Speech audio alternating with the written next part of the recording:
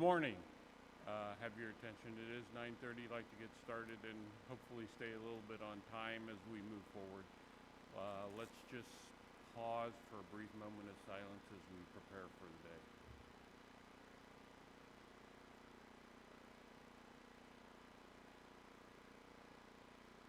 Thank you. Go around and introduce people on the Budget Committee at the table. I'm Tim Brown, Chairman of Ways and Means, Chairman of the Budget Committee. And I'm Ben Tooley, Director of Fiscal Policy for the House Republicans. Good morning. I'm Zach Jackson, the Governor's Budget Director. I am Joe Habig, Deputy Budget Director.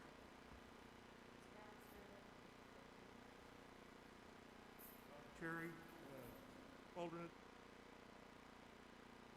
Liza Bartlett-Sherman, Fiscal Analyst for the House Republicans. And I'm Allison Liu, here on behalf of Jessica Harmon with Legislative Services Agency. Carrie Hamilton, State Representative, House District 87, House Democrat alternate. Susan Preble, Fiscal Analyst for the Senate Democrat. Eric Gonzalez, House Democrat, Fiscal Analyst. Gregory Porter, House District 96, member. Krista Ricci, Senior Fiscal Analyst for the Senate Republican Caucus. Hi, Mishler, Senate District 9.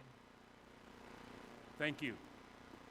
With that, we're on a schedule. Everybody has a allotted time period going forward, about 30 minutes, so hopefully we'll get through questions and answers too at the end. And with that, I'd like to turn the floor over to Commissioner Teresa Lubbers of Commission on Higher Ed. The floor is yours. Thank you. Take this off when I speak? Yeah. Okay, otherwise my glasses fog up and I can't see anything, so. You're more than 6 feet away.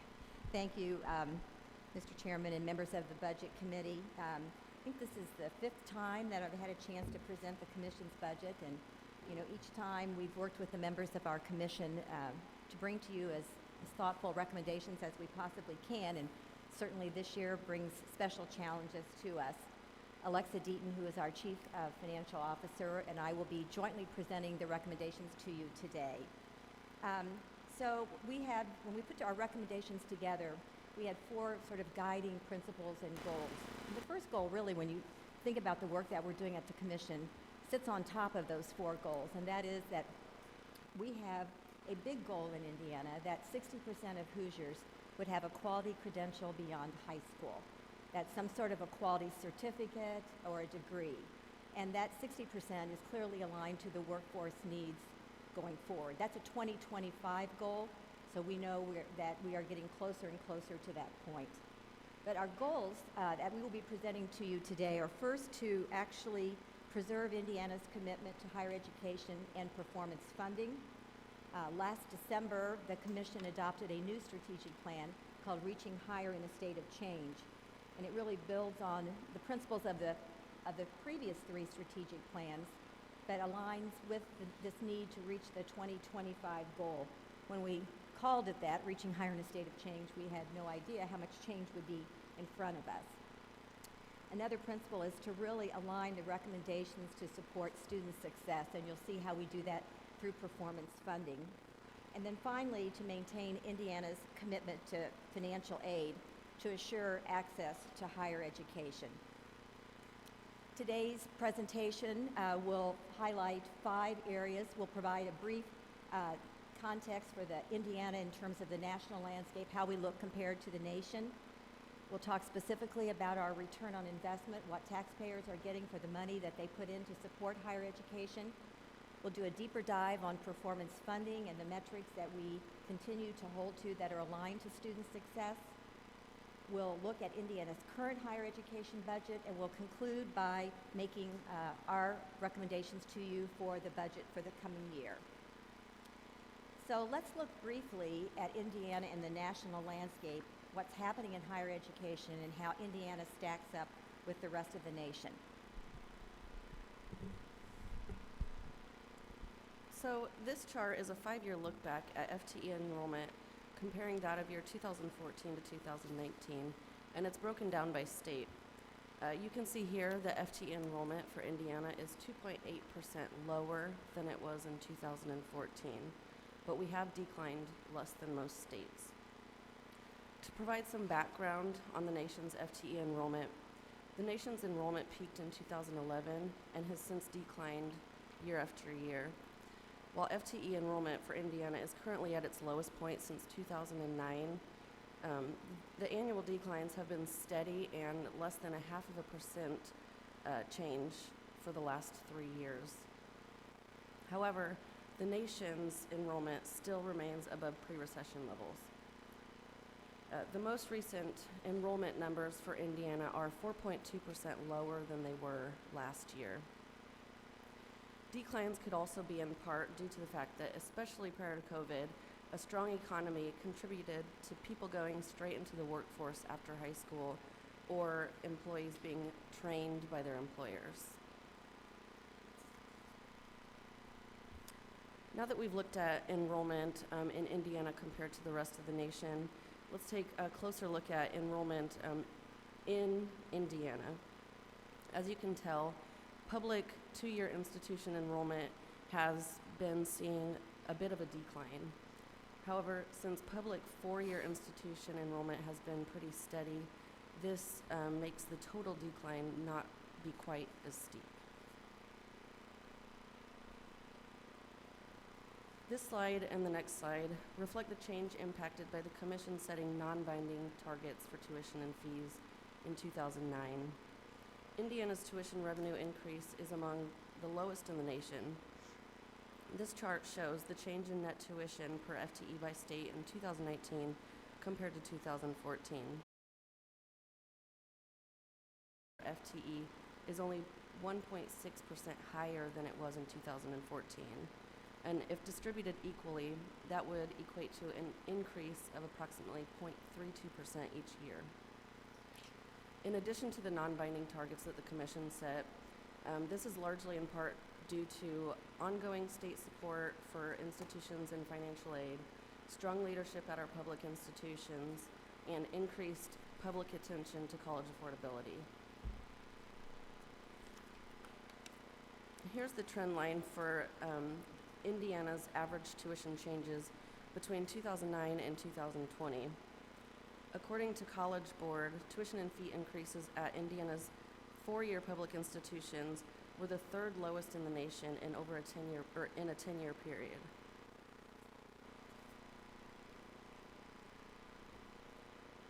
Now we'll take a look at the 5-year percent change in higher education appropriations per FTE by state.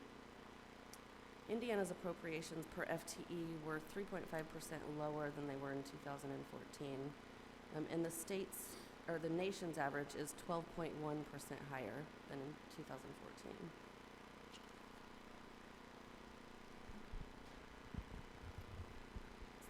So now we're going to turn and look a little bit more specifically at the return on investment for the funding that has gone into higher education, either for the operations of the institutions or for state financial aid.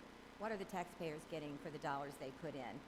This chart speaks specifically to the individual lifetime contributions to the state economy by level of post-secondary attainment.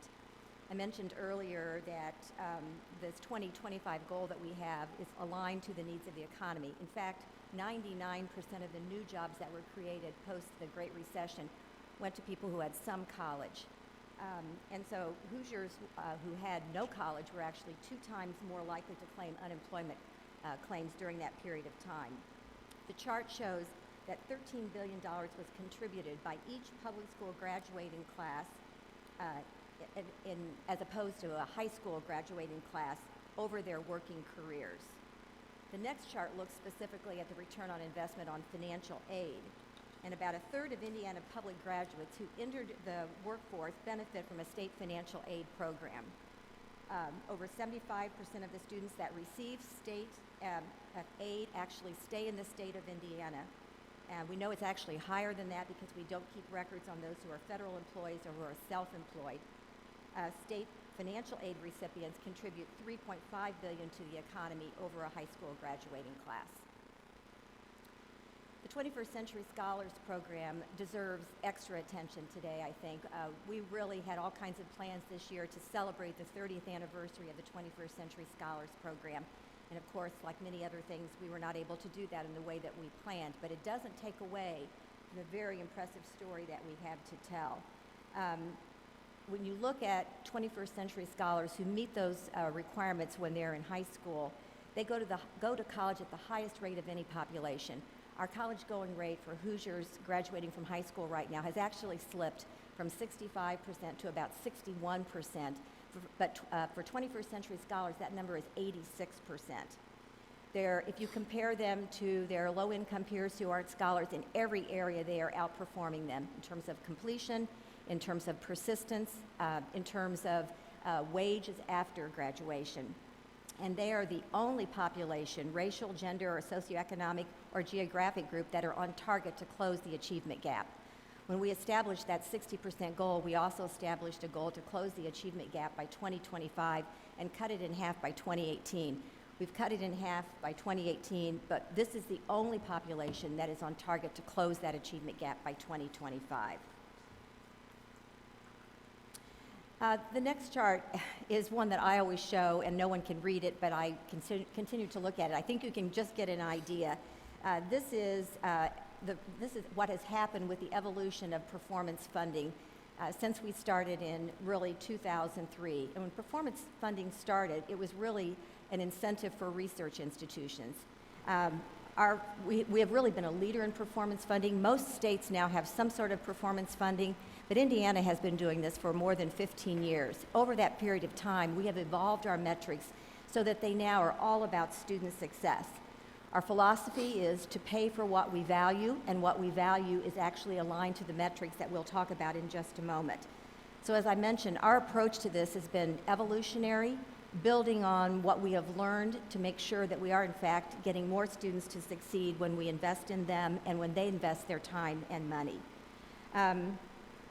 There has been continuity in the metrics for the last two biennia, and today in fiscal year 21, 7% of the operating dollars for our institutions are allocated based on performance metrics. I think it's important to note also, though, that we have been doing this long enough that close to a third of the base budgets of our institutions have now been impacted by performance funding because we've been doing it for so long.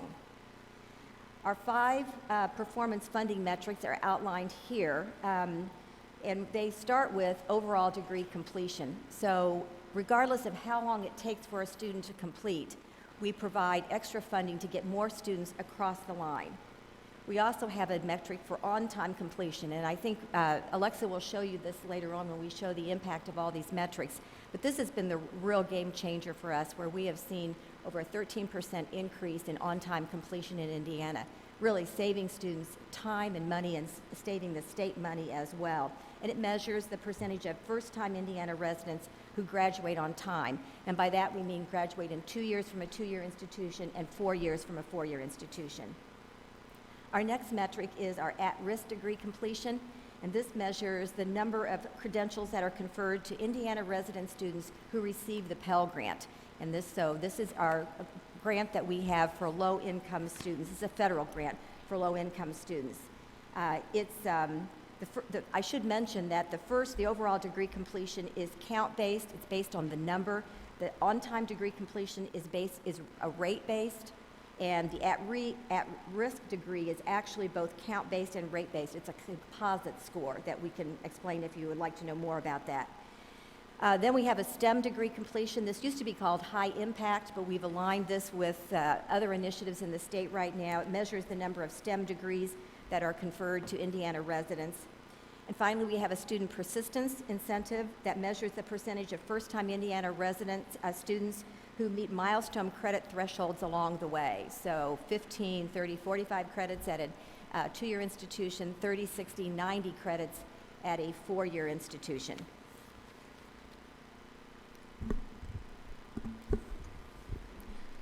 At the beginning of this year, the Commission approved 2 adjustments to our performance funding metrics. But before we get into those changes, it's important for me to remind you how the metrics are calculated. Our metrics use the delta between two 3-year rolling averages. So to be more specific, for this year, we took the average of data from 2014, 15, and 16, and then the average of 17, 18, and 19, and then we took the difference between those. So now we'll get into the changes. The changes that we made take into account the new realities of higher education while keeping in mind mission differentiation and also keeping the formula as clear and simple as possible. These changes we made address two specific issues we've been seeing lately. The first issue was that as overall degree completion reaches a high percentage, it gets more and more challenging for an institution to win funding under this metric.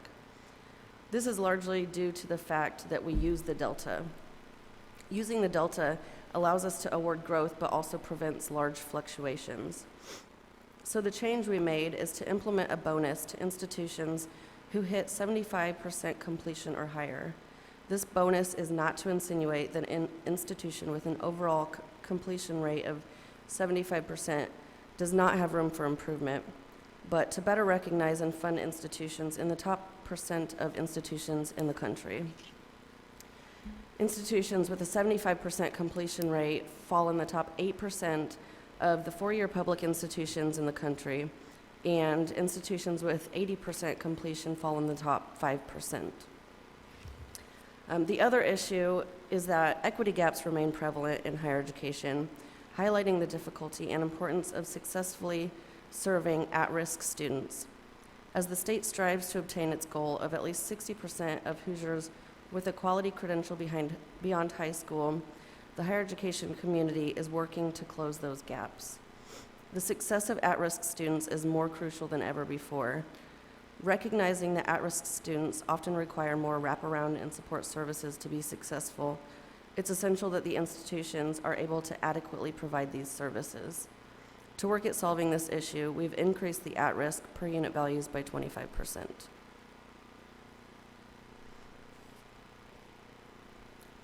It's important for us to point out, as the following charts will, that the performance funding formula has worked.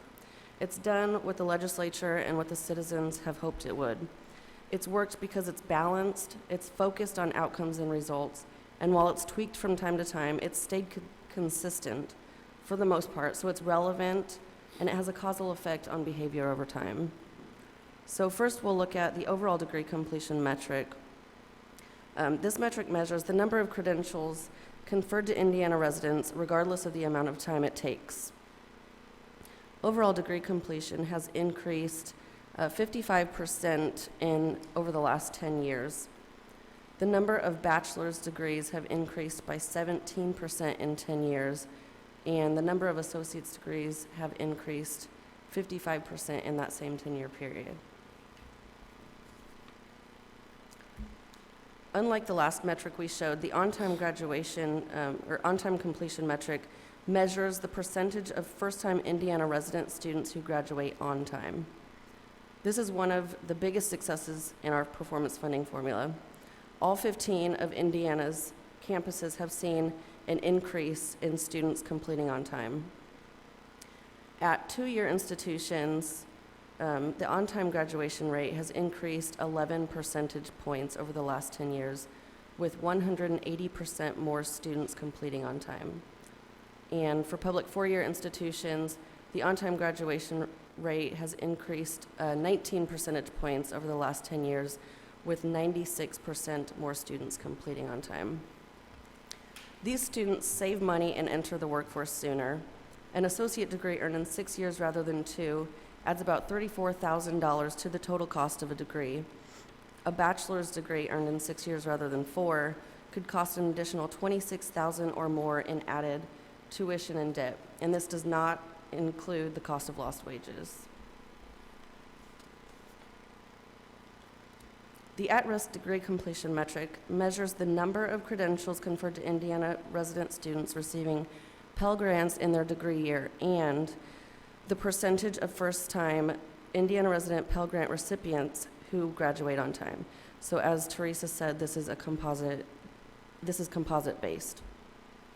In 10 years, 137% more at-risk students completed degrees on time, or degrees at Indiana institutions. At-risk students are defined as low income or Pell eligible.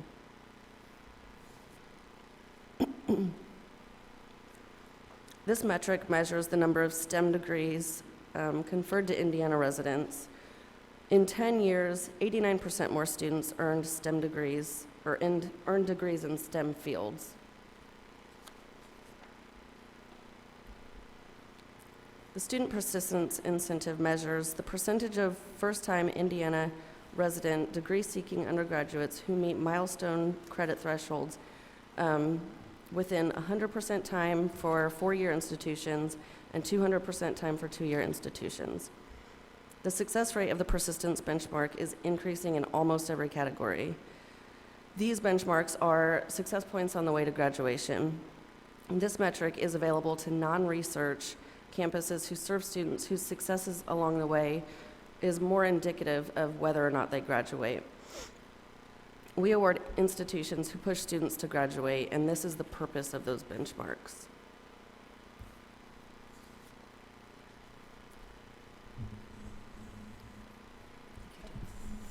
Okay, so now we will look at Indiana's current biennium's higher education budget. So this includes both fiscal year 20 and 21, just to show, an allocation of how it's broken down.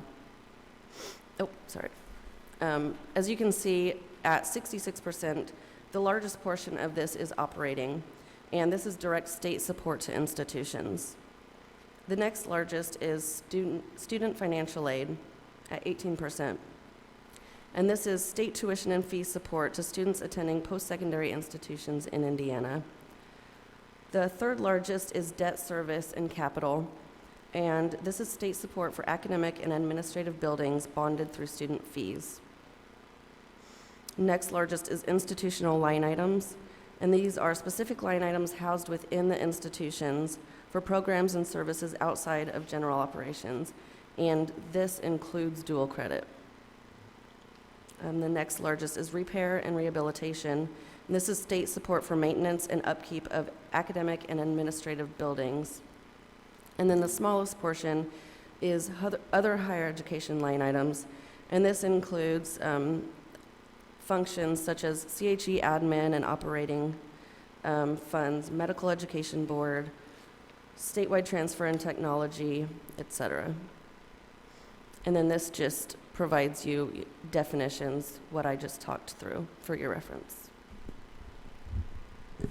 So in our remaining time, we'll present to you what CHE's recommendations are for the upcoming biennium. It starts with the keeping performance funding pool flat at 7%. We have in the past been slightly increasing the percentage of performance funding because of the eccentricities of the time in which we're living right now. We chose to provide some stability and keep it at 7% for both fiscal year 22 and 23. That recommendation would come with 2% new funding and 5% reallocation of the base for each year. We would fund the existing line items at the fiscal year 21 appropriated amount, and we're recommending no new line items for this biennium. We'll maintain Indiana's commitment to early college credit. We now have about 64% of Hoosier students who are graduating with some sort of early college credit. We're in the process of doing our early college credit report to show the savings again to students and to the state when they are taking dual credit and the likelihood that they will be succeeding. The $50 credit hour would be back to where it was before the last biennium. We are recommending no new capital projects for this biennium in our recommendations. And R&R, repair and rehabilitation, would continue to be funded as it has in the past, which is 0.50% for the biennium, 0.25% for each year, and that is done on a formula basis. In terms of financial aid, we are recommending funding financial aid funds at the fiscal year appropriation level, so keeping them flat. We would fund our Big Four administrative funds at 90% of the fiscal year appropriation level, which shows a 10% cut for CHE administration, 21st Century Scholars Administration, Learn More Indiana, and the Statewide Transfer and Technology. All of our other items, for CHE's budget, we are recommending a 15% cut. This chart shows the statewide budget recommendations that we're making. You have it in front of you. It's much easier for you to look at it there. Again, these are all aligned with making sure that we are reaching the 60% goal and meeting the needs of Hoosiers who benefit from higher education, meeting the needs of employers who need those students to be prepared for the jobs of the 21st century, and to help strengthen and diversify Indiana's economy as well. This shows an overall increase of about 0.5% for fiscal year 22 for the total general fund for higher education, and 0.17% for fiscal year 23 over fiscal year 21. With that, I think we are right on time, Mr. Chairman, and would, depending on the time allowed, be happy to try to answer some questions. Do we have questions for the commissioner? Senator Taylor. Thank you, Mr. Chairman, and thank you, Madam Commissioner, for your work. A couple of things. One, administratively, I'm assuming this thing called the Agency Operation Account Summary is your recommendation when I look at fiscal year 22 and 23. Is that what you're recommending? I'm not sure what you're looking at, Senator Taylor, but There's an agency account summary? yes. Okay. So, that's your recommendations? Okay. In your presentation, you talked about lower enrollment. What do you see as the reason or reasons for that? I think there are multiple reasons. One, earlier thought was when the economy was strong and you had a 3.2 unemployment rate in Indiana, you had people going straight from high school into the world of work. That can often be okay if someone leaves high school with some sort of an industry certification and they're prepared for the jobs of the 21st century, knowing that they probably will need to continue to be skilled up going forward. So I think that's part of it. When we look at the decrease in college-going rates, we see a disproportionate decrease for low-income and students of color, especially African-American men. It's a challenge for us as well. When you look at, I don't know if you've had a chance to look at our equity report that just came out a couple weeks ago. It shows that, Indiana students are more low-income and more diverse, and I think this is why the financial aid program, and especially the 21st Century Scholars Program, is so critically important.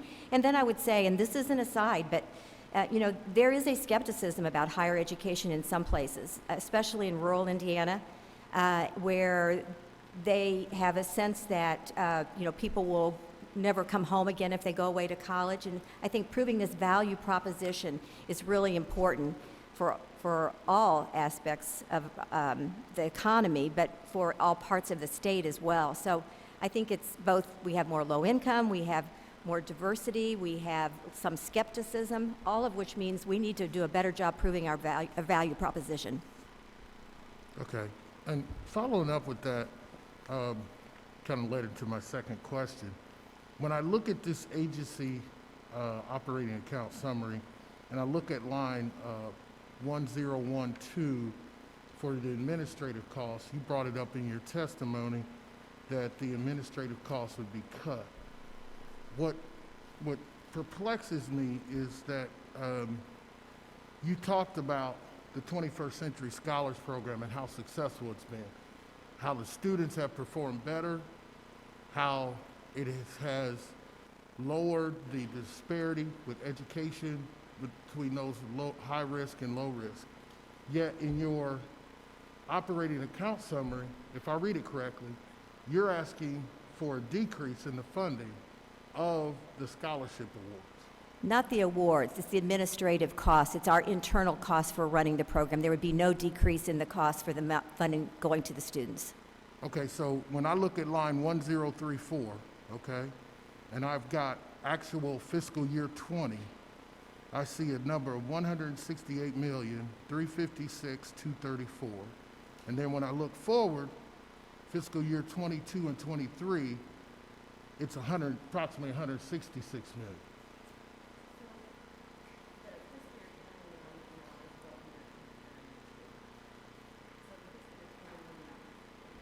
Okay. 19 and 20.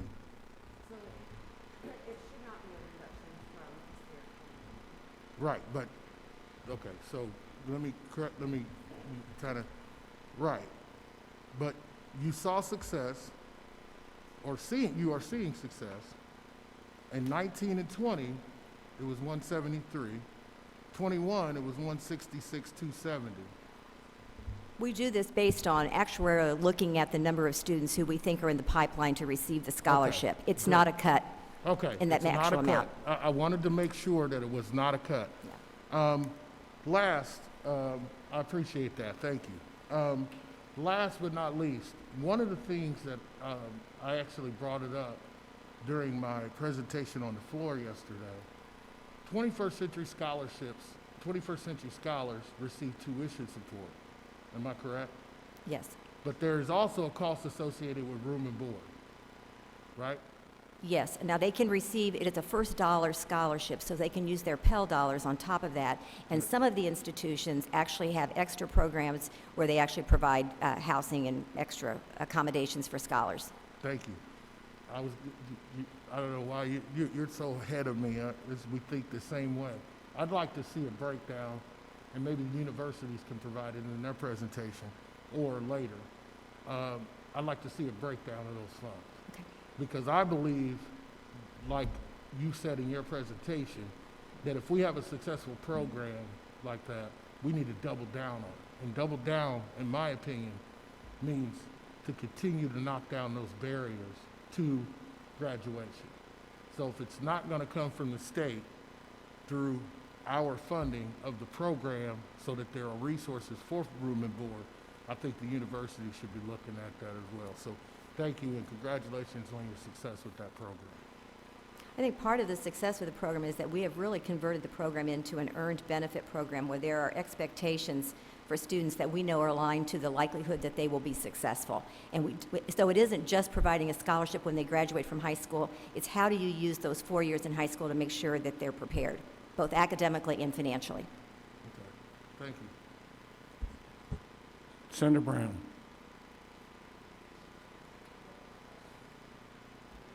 On the chart where it's Indiana tuition revenue increase is among the lowest in the nation, how do you calculate that? Is it a percent per the school, and then you aggregate it? Is it based on their raw tuition dollars, or is it based on their individual percent? I mean, obviously, Purdue hasn't had an increase in years, so you could have some outliers, and the overall numbers look pretty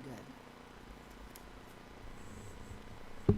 So these charts they're from information that we gather from the SHEO, State Higher Education Executive Officers, the financial report that they put out every year, and they have data, they have 5-year change data and 10-year change data for all institutions. And what they include in there is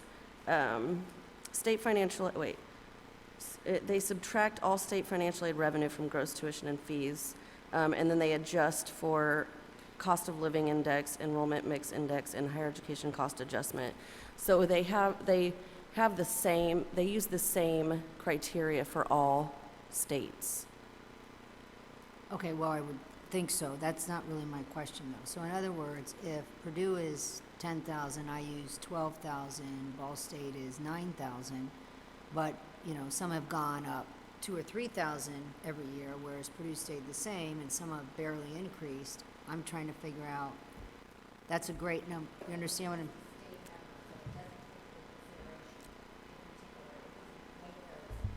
Particular schools within Indiana. It's an overall state number. Okay. All right. So then my next question then, on the chart about 75% financial aid who graduate, I don't know what it is because these aren't numbered. So I think you know what I'm talking about. But how many who received, so 75% of those who received financial aid and stayed graduated. I think that was so how many received financial aid and didn't graduate? That actually wasn't about graduation. That was whether they stayed in the state of Indiana. A graduation number would be a different number, which we will have to get to the financial aid number of students who actually graduated.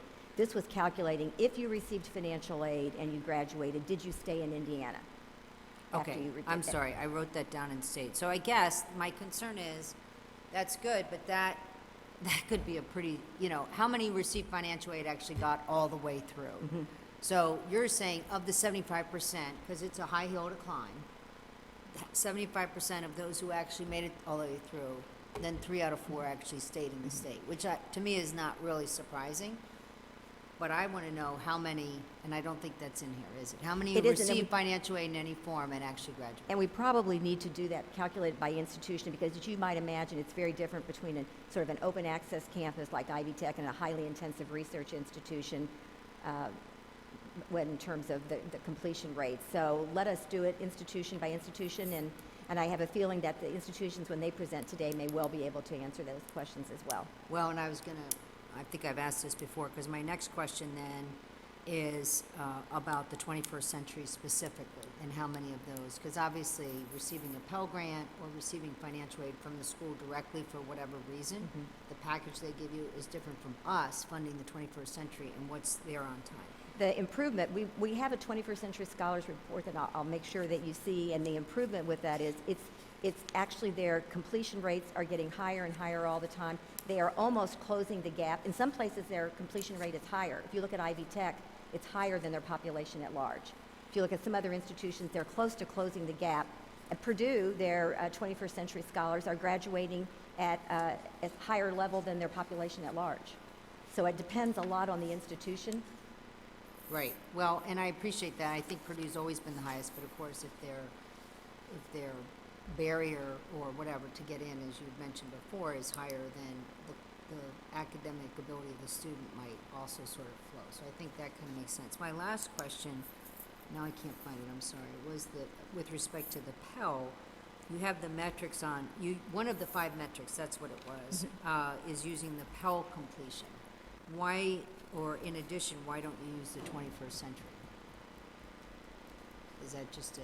Well, the Pell is a federal calculation, and 21st century we basically have used free and reduced lunch because they sign up to be a scholar when they're in 7th and 8th grade. Right.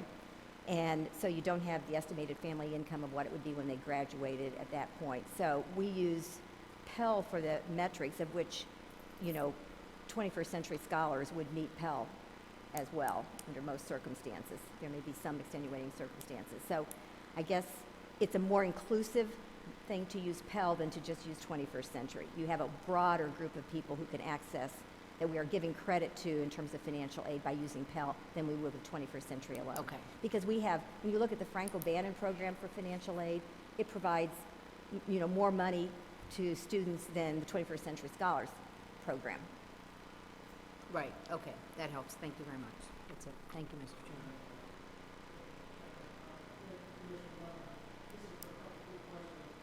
Can the on-time completion rate for, I see an increase in completion rate, is that due to the dual credit program? Well, on time, you wouldn't have to do dual credit to complete on time, but the likelihood that you would complete on time would go up if you took dual credit. So but you don't have to be a dual credit student in order for an institution to be rewarded for on-time completion. It means that you are, signing up and taking enough credit hours to graduate in 4 years. So taking generally 15 credit hours a semester to have on-time graduation. Right, and I do understand that, but the dual credit program does help contribute to those rising numbers, right? It contributes. Which is the dollars that we have in our budget to help. Right. It increases the likelihood that they will complete on time. Some are completing early, but and some are completing on time and getting a double major. So, and it also increases the likelihood that they will complete it all because they see themselves as college ready early on, and so the likelihood that they will complete goes up considerably with dual credit or AP. Thank you. And one more quick question: do you know the average debt of students coming out of college? I think it's about 27,000. It's gone between 24,000 and 27,000. I need to check exactly to see where we are right now. But I will say that we've had some significant changes in the amount of debt. You may want to talk to the institutions about the debt decrease that they've seen. You remember a few years ago that the legislature passed a requirement that institutions provide a debt letter telling people how much money they would owe when they graduated, and you've seen millions of dollars of decrease in borrowing. That may not be the only reason. There are other financial literacy efforts, but we are really focused on this whole debt issue, and I think we have to if we really want to increase the value proposition of higher ed. Thank you. One quick question: have you considered in the future, because you talk about 27, and I have 29 million, I mean 29,000. Look at a mean of, what is it, the mean of debt for students coming out versus low versus high, because the average, like some low-income students may have $75,000 debt, and some other students may have $12,000 debt. So have you ever thought about looking at it from that perspective? I don't know that we've looked at that from that perspective, but I would say that the legislature's sustained commitment to financial aid for low-income students has made a huge difference in Indiana. So between the 21st Century Scholars Program, the generous Frank O'Bannon program that provides it, and now our tuition-free, high-value certificates that we cover, we have a way to tell most Hoosiers that we will help you afford college. And so what we're really trying to do is not only take care of that, that's the grant side, but also make sure that students it's very transparent about, at some point, you're going to have to pay back that money that you borrow. So let's make sure that you borrow it and that it's consistent with how long it might take for you to pay it back. So we do a Indiana College Value report that shows what tuition, how much money, what the average debt is, what people are likely to make with those in the major areas of study, 1, 5, and 10 years out. And we try to provide that. We could use your help to make sure that more Hoosier students and families know that when they are making decisions about financing their education. Thank you, Commissioner. Thank you, Mr. Chairman. Indiana State and Ball State have reciprocity agreements with our neighboring states to admit students at in-state tuition. Is that correct? It depends on which, it's either in-state tuition or 150% of tuition. You may need to ask them.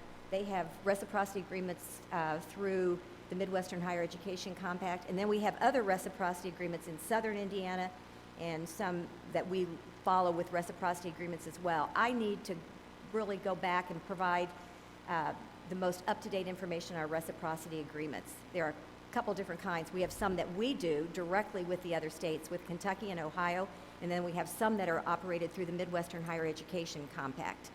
And so could those students be counted like Hoosiers in completion and performance? no. Why not? Well, we've just used Indiana residents in terms Could of we performance. expand it to Ohio and Illinois residents and Kentucky residents? Maybe if they promise to stay here. Well, I mean, what's the difference? You just look at their resident of state of residency. Well, I think the thought was we only provide financial aid to Indiana students. And Right. I think that's been, But their performance as an institution may be impacted by that student who gets a reduced tuition. Okay. well, we have held to having this apply to Indiana students because we were really talking about the return on investment for Indiana taxpayers, for Indiana students. But I'm happy to chat with you about it and see what the implications of that might be, and in Okay. terms of how it might change. If you're an institution that draws a lot of out-of-state students because of where you're located physically, it would obviously give you an advantage with reciprocity than if you were, a campus in the middle of the state. Yeah. Okay, thank you. Thank you. Senator Brown, quickly, we need to move on. Wondering is there, unless we're giving them the tuition break, is that your question? I'm trying to understand, as opposed to a lot of out-of-state students coming into an institution and us looking at their graduation rate. Thinking about the tuition, the institution support of that student is the same, so why should we not count them Okay. in our success? I actually think it's 150%. I think it is not the same as in-state tuition for some of those, but I will check it out to make sure. Thank you. Thank you very much. Appreciate your time and appreciate the hard work you do and the strides you're making. Thank you. Thank you.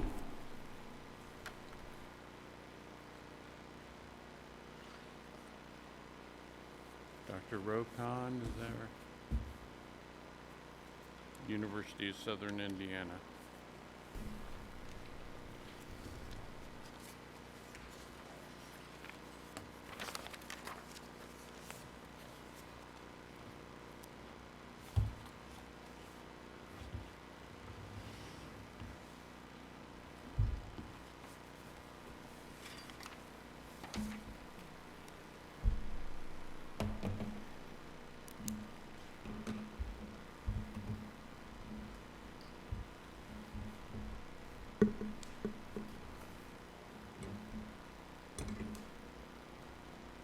floor is yours. Thank you, sir. Good morning, Mr. Chairman.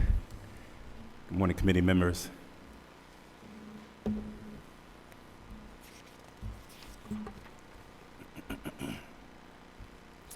It is indeed a pleasure to be here with you all this morning. It gives me a great honor to present the University of Southern Indiana 2021-23 Biennial Budget Request. I wanted to start off just by thanking you all. I have had the opportunity to speak to several of you during this very difficult and unprecedented time with the pandemic. And I just need everyone to understand how much I appreciate the outreach, the questions, the compassion, the concerns for our campus, and also just the kinds of support that we've received through the last several difficult months. It's been very uplifting, so thank you. I start with this slide with Dr. David L. Rice, our first and founding president at the University of Southern Indiana. This is actually my first budget request since Dr. Rice's passing this year. We were allowed by his wife, Betty, to celebrate his life on campus and acknowledge the work that he and the women and men around the southwestern corner of the state did to create access to higher education for Evansville and beyond. Dr. Rice's vision, his insight, and his commitment to higher education was telling. And this slide really is just a model of a visionary scope of what USI could look like years to come. I'm not sure that Dr. Rice even understood the significance of what was going to happen with regard to the investment. But I wanted to tell you all that we appreciate the financial support shown to USI, appreciate the recommendation of line items which have allowed us to better support Indiana's educational mission, appreciate the recognition of our efforts and successes in producing graduates serving the workforce goals of the state of Indiana. We appreciate your support of capital projects and initiatives that allowed us for future focused growth in key academic areas. I just can't express my sincere appreciation enough in that regard. University of Southern Indiana has maintained a commitment to the core mission of the state. And as Commissioner Lubbers indicated, we have been focusing on Hoosiers, ways in which we can enhance their opportunity to seek higher educational opportunities. This slide simply states very clearly our incoming freshman GPA, which is about 3.40 on average. And looking at the residency alone, 80% of our students coming from the state of Indiana are attending USI. We've also made some adjustments with regard to our admissions practices as well. USI will continue to consider multiple facets of a student's academic record to determine admissions, including high school curriculum and grades, earned in academic coursework, strength of courses taken, and also performance in honors, dual credit, and AP coursework. Students will still have an option to submit their test grades if in fact they would like to have those considered as well. Beyond that, we at the University of Southern Indiana are very proud that in fall 2019, 41% of all enrolled students come from the surrounding counties of Vanderburgh, Posey, Warwick, and Gibson, while a total of roughly 80% of the entire university population are homegrown Hoosier students. I'm really proud of this. It really demonstrates that we are definitely a campus of choice. We are also proud that the remaining students coming from 90 other counties across the entire state. Of the university's more than 44,000 living alumni, 70% of them live in Indiana. 70% live in Indiana. These are families that are developing, families that are building, families that are paying taxes, families that are giving back intellectual capital to our state. And I'm very, very proud of that as well. One of the things that I've been doing most recently with my work is reaching out to both local and also regional business leaders, getting insight from them about what is going on with regard to their bottom line. What do they need?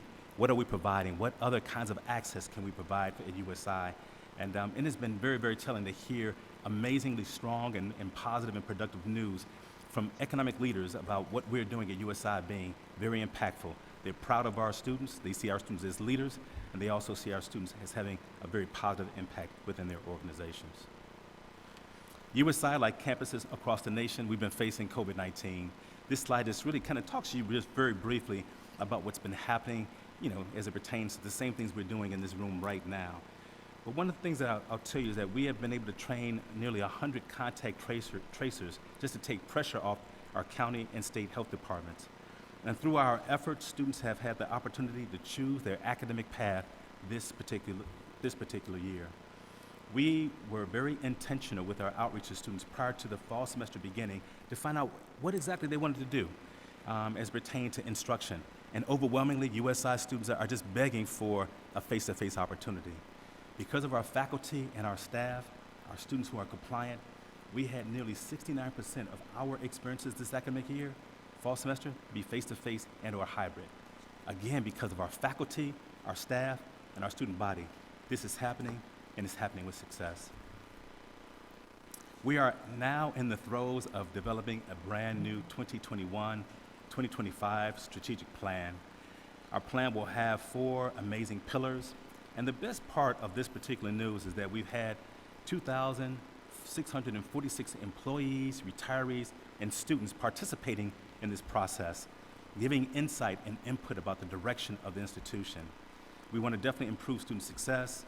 We're still fostering strong engagement. This is the DNA of USI.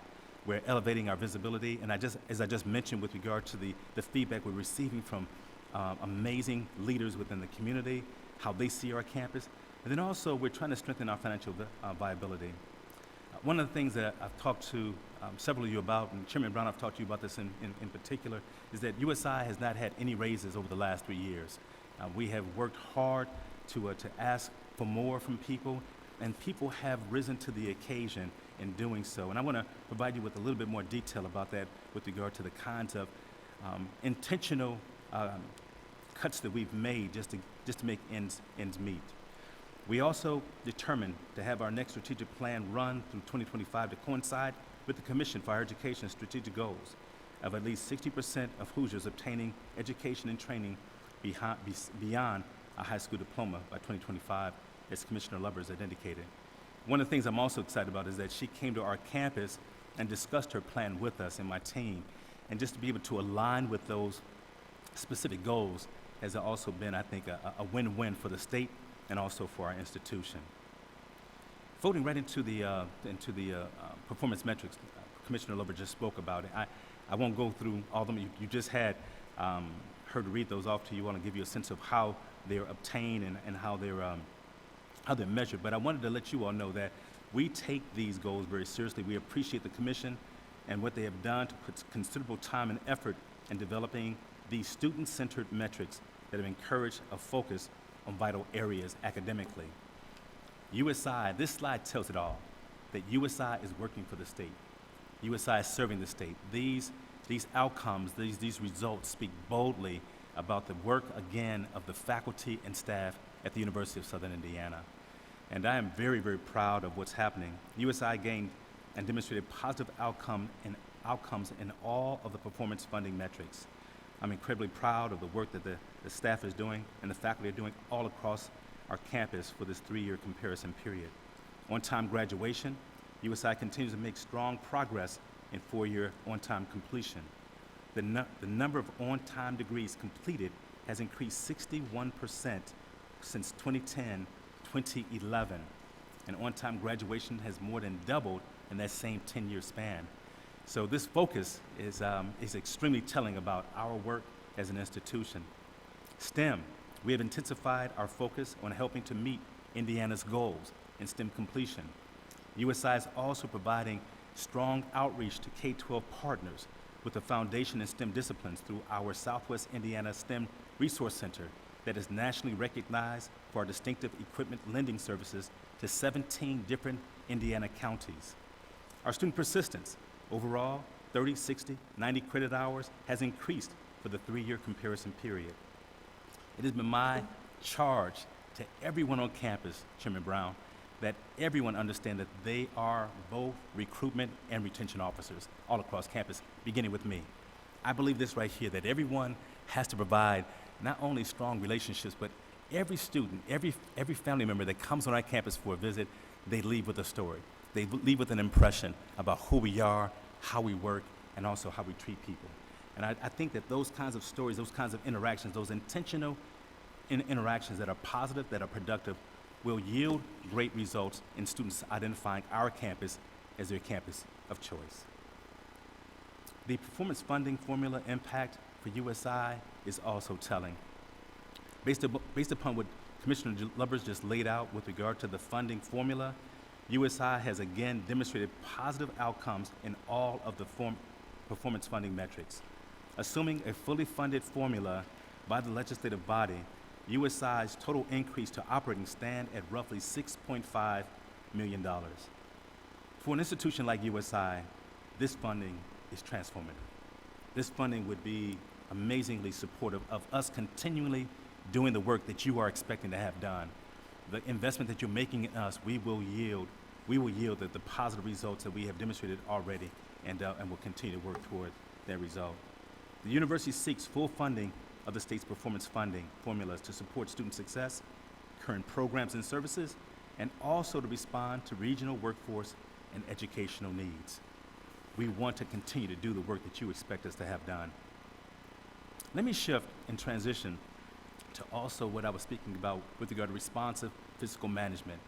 COVID-19 has handed us a blow like it has for everyone across the state, across the region, across the nation. And we have been intentional with regard to holding back on some spending to help mitigate the risk and also mitigate the economic shortfall that we have encountered because of the 7% holdback. And this right here just demonstrates, again, what's happening with regard to me placing a moratorium on hiring. Our faculty and staff have held back with regard to travel. We have been extremely frugal as we have been in recent years past with regard to our spending on S&E. But we have asked more from people across campus, and folks have been doing more. Folks have been showing up, getting it done. The difficult part, again, as I mentioned before, with regard to no raises for the last 3 years, this is part of the reality.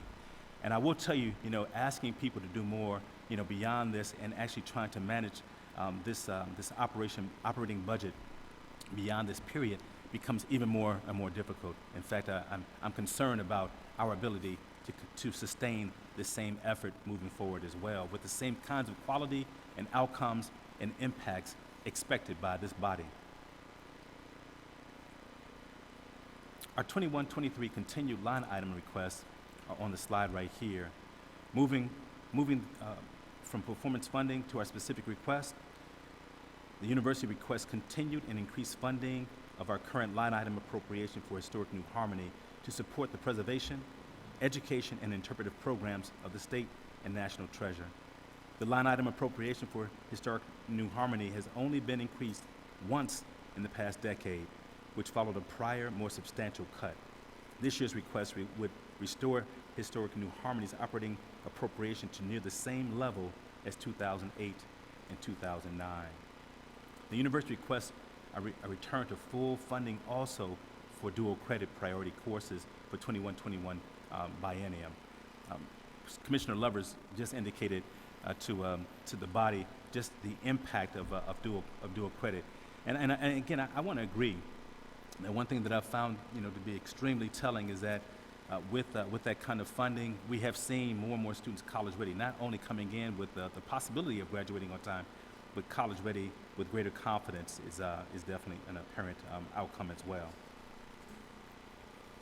The USI continues to support the Commission's initiatives on increasing college readiness for high school students. In fact, 37 courses, a total of 190 sections, were offered at 30 different high schools and taught by 105 approved high school instructors during the 2019-20 academic year. We had 2,395 students completed one or more courses, generating over 13,000 credit hours. USI is doing the work that you're expecting as it pertains to dual credit, and I'm very proud of where we are with that.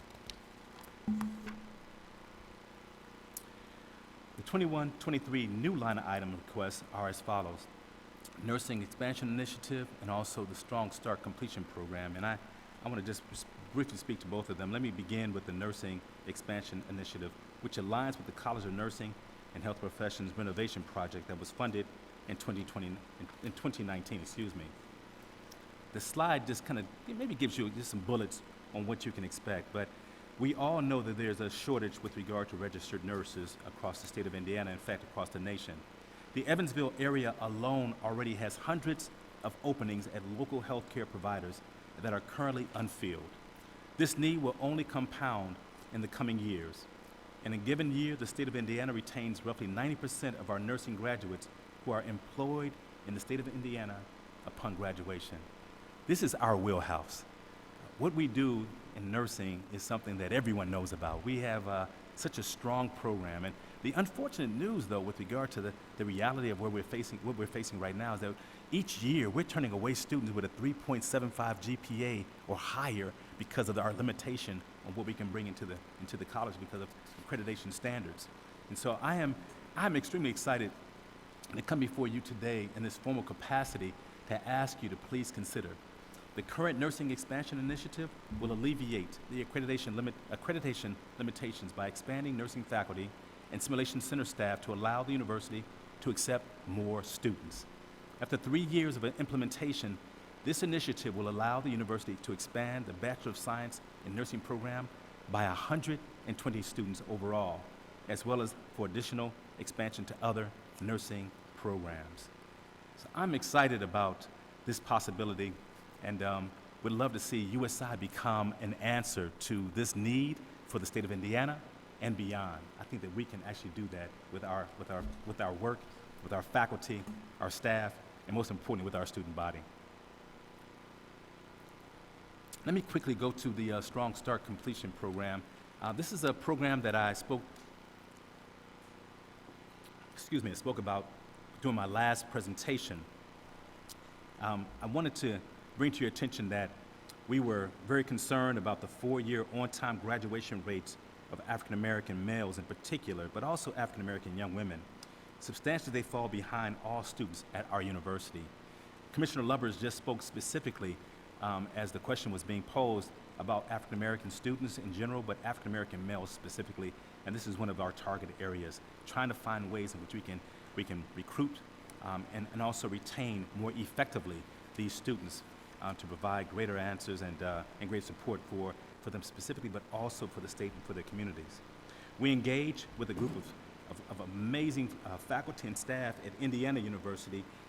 Years ago, I think I told you this before, when I was serving as provost, I had invited folks from the groups program to come to our campus just to talk to us about what was happening with their program, how were they finding success, and I'll tell you, our colleagues at groups, at IU, were so kind to not only come to campus, spend time with us, but share do's and don'ts. They shared successes, but also roads that they had taken that were not successful. I want to thank President McRobbie and Provost Rebel for allowing that to happen, but it was such a telling relationship that we were able to engage and learn from. And I come to you with this request because I think that this will allow us to participate in a way in which we can be yet again another answer. During the 2019 Biennium, I don't believe that I did the best job of clearly conveying the comprehensive nature of this program. I talked about the start of it, I talked about that summer component, but I didn't talk about the longevity, seeing students through to graduation, maintaining connection with those students upon graduation, maintaining connection with them as alumni. Once implemented, this budget will serve at least 128 students along with alumni of the program, as well as conducting recruitment and outreach efforts of incoming students throughout the entire academic year. I really am looking forward, to seeing this kind of initiative come to fruition for the Southwest corner. Commissioner Lubbers spoke to something else, and that's about trust and perception. One of the things that I've done since I became president was begin to talk to alumni of color across the state. I've gone to Indianapolis. We've had focus groups in Evansville. We even went to Louisville, Kentucky to talk to some of our folks to find out what worked well at USI, what didn't work well, what were some of your findings within the community, and I'll tell you, these conversations were so incredibly telling. We had one gentleman of African descent speak to us directly about his disdain about Evansville, and I'll tell you right now, before the discussion was over, he looked at us and said, "I want to re-engage." And the reason I want to re-engage is because someone's listening. Someone is asking us how we're feeling. And that right there was quite telling with regard to beginning this trustful outreach to the community. Finally, USI's capital budget request. The Wright Building renovation project is something that I'm excited to talk to you all about. In determining the capital improvement budget request, the administration reviewed the university's 10-year capital improvement plan while also considering the current environment of public higher education and the fiscal health of Indiana. It is important that we consider the changes to course delivery model, the response to COVID-19, and whether more value can be brought through renovation projects rather than new construction of additional square footage. Fortunately, the existing 10-year capital improvement plan aligns with both of these considerations. And so I'm asking for consideration that the Wright Building, which has cycled through a variety of uses over its 52-year lifespan without any major renovation. Many of the spaces within this building have been repurposed multiple times since its initial conception, and virtually all of its original departments have moved to different locations across our campus. The current structure holds classroom spaces that necessitate updating for modern course delivery models and offices that do not allow for student-facing services in a manner that would best accommodate USI student population. The second request is part of a project of Phase 1 renovation of the David L. Rice Library, which has remained heavily utilized by students on campus despite lacking the technology or a layout optimal for current use. Renovation of this space will include technology upgrades, changes to structural layout, more common spaces for study, and more co-working spaces for students to work jointly and remotely on group projects, online learning, and also lab simulation. And then finally, the university requests full funding in each year of the biennium of the general repair and rehabilitation of infrastructure formula to maintain existing facilities, including the infrastructure which supports these facilities. Several general repair and rehab projects are planned for completion in the 21-23 biennium. As the university continues to focus on current facilities rather than new construction, these funds become even more vital.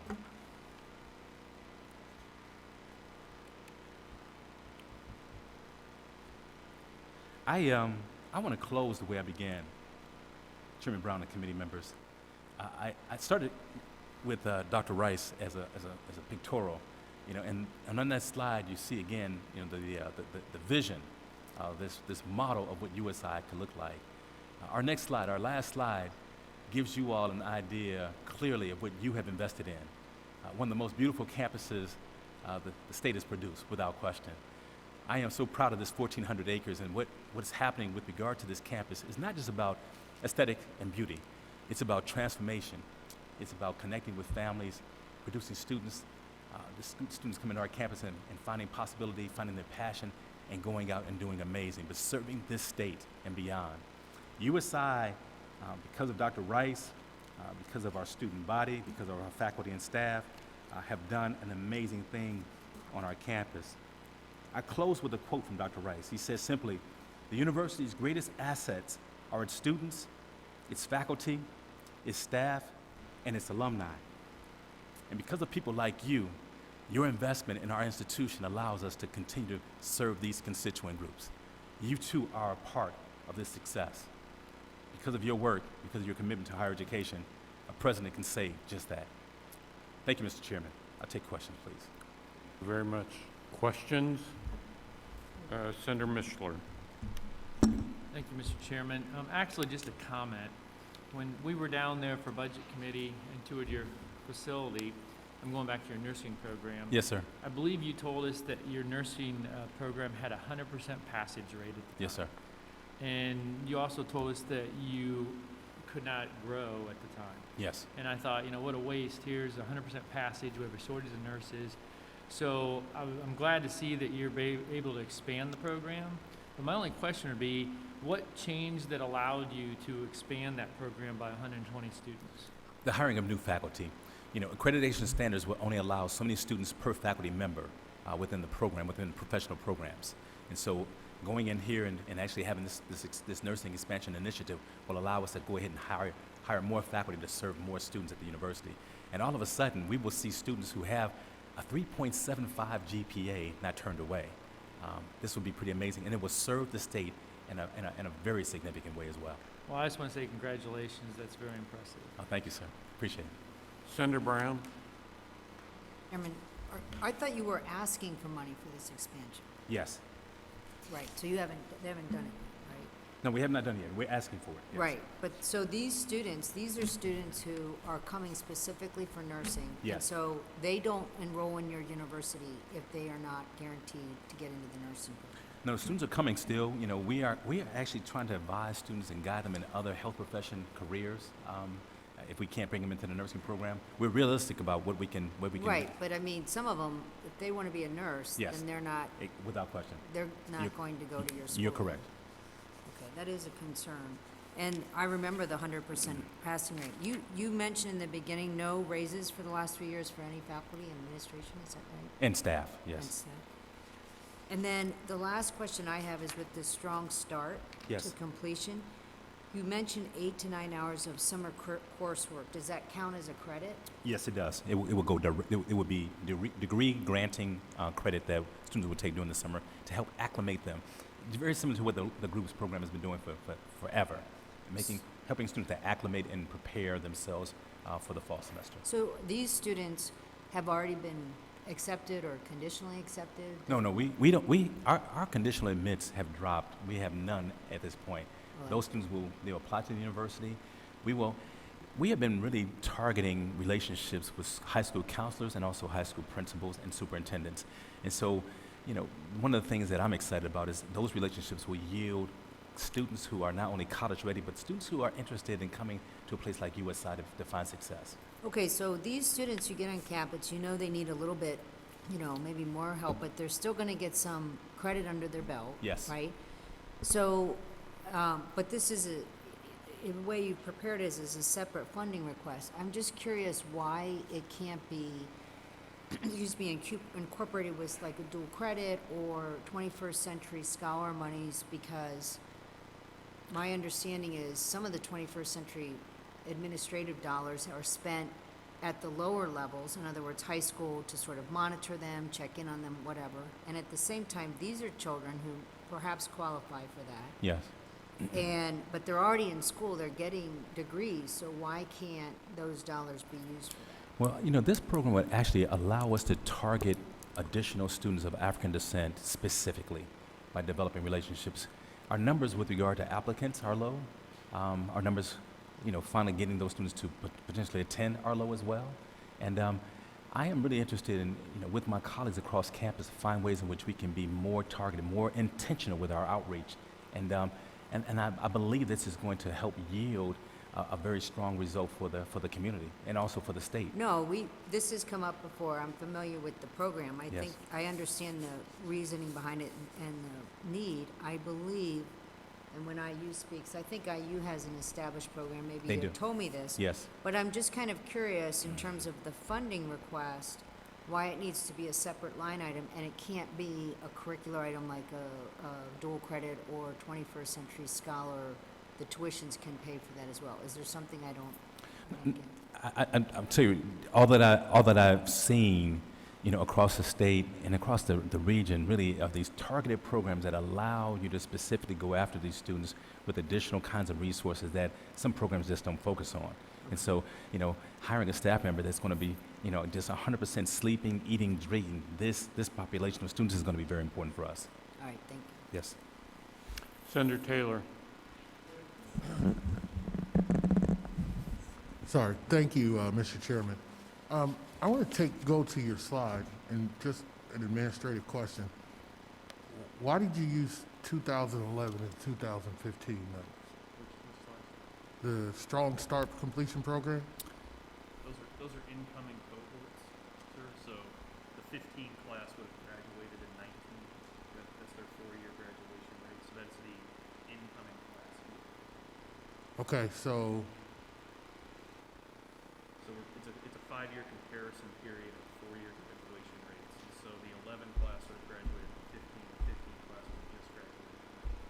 So that's why they changed the rules. Oh, okay. So these are the cohort years. Yes, which sir. is Yeah, incoming class here. okay. Okay, so the 2015 class, you graduated 20% of your African American males? On-time graduation. So they would have Okay. on-time graduated in 19. And then, okay, and then all the other students is 33.9%. Okay, I didn't understand that. Okay, thank you for that clarification. Thank you. The state budget agency administration should have sent you some questions that I had. Okay. You haven't answered them. I'm just wondering, is that something I'm going to get in writing, or about your, because I don't want to take up the committee's time with that. I can send those responses to you, but I can give you a sense of anything you want me to do right now as well. Well, it has to do with the minority business spending and everything. Yeah, I can tell you right now that USI has, with regard to veterans and women, we have either met and or exceeded the expectation of that spend. With regard to minority spend, we were 0.5% short with regard to that spend. We have been very intentional with our outreach out to vendors, providing them insight on how they can submit those proposals, and then also what we have done. Also, what we have done is been very, very intentional with regard to protocol of giving folks a sense of some things that they may have missed within the proposal also. Well, yeah, but my question was, I appreciate the information. I got the data. Okay. But there were specific questions about, for example, if you haven't met the goals, what are you doing to meet them? Yeah. If you have met the goals, what are you continuing to do to sustain it? And I don't have those answers. Yeah. That's So, sir, when I was sent those as a preemption of what questions may be asked at this meeting, I have all the answers in writing. I'm happy to send them to you right after this. Oh, okay, great. I didn't know that we were supposed to turn those back in or bring those to this meeting. I was just trying to save the committee time on the calendar, because you only had a half an hour to do your presentation, and I get in trouble for asking way too many questions. So if they would have been provided, I wouldn't have to ask the questions. I actually have out all of of those. respect for the chairman's time. I actually have all those answers in writing in front of me. I can email them to you right after this meeting. Okay, so just get those answers to me, and that would be great, because I'm going to be focused on that. Okay. Sincerely focused on that for a while. May I expound on one thing before Yes. you know, one of the things, it kind of goes back to Senator Brown's question for me, and that is, this Strong Start program for me speaks not only to this notion or this initial recruitment and retention of black and brown students. What it does, it speaks about the longevity, the long-term investment in this community, so we can actually have greater numbers of entrepreneurs. We have greater numbers of business leaders, you know, who can provide the services that your questions are asking about. We have we've answered every single question you've asked. I apologize we didn't send those to you in advance. But I'll tell you right now, the way I see this Strong Start is truly connected to the longevity of every question you've asked about. Well, I'm just going to say this real quick. You guys, I appreciate your efforts and what you're doing. And I continue to be pleased with the efforts that you're making down there in the area where it used to be people would say, we can't do it. You have not taken that approach. And I appreciate what you're doing here, okay? Thank you. But I just want to get the information out. I know my colleagues are going to miss me on this committee for asking those questions. Yes, I know that, don't clap. Anyway, so, but that is a very important thing, and I think it should be part of what institutions of higher education that receive state dollars should be trying to do. It makes the state better, and it makes all of us better, so thank you. Thank you. Further questions? Thank you very much. Appreciate your time and effort and the hard work. Thank you, Mr. Chairman. Thank you, committee members. I appreciate you all. Thank you so very much. Without delay, we go to Vincennes University and Dr. Johnson.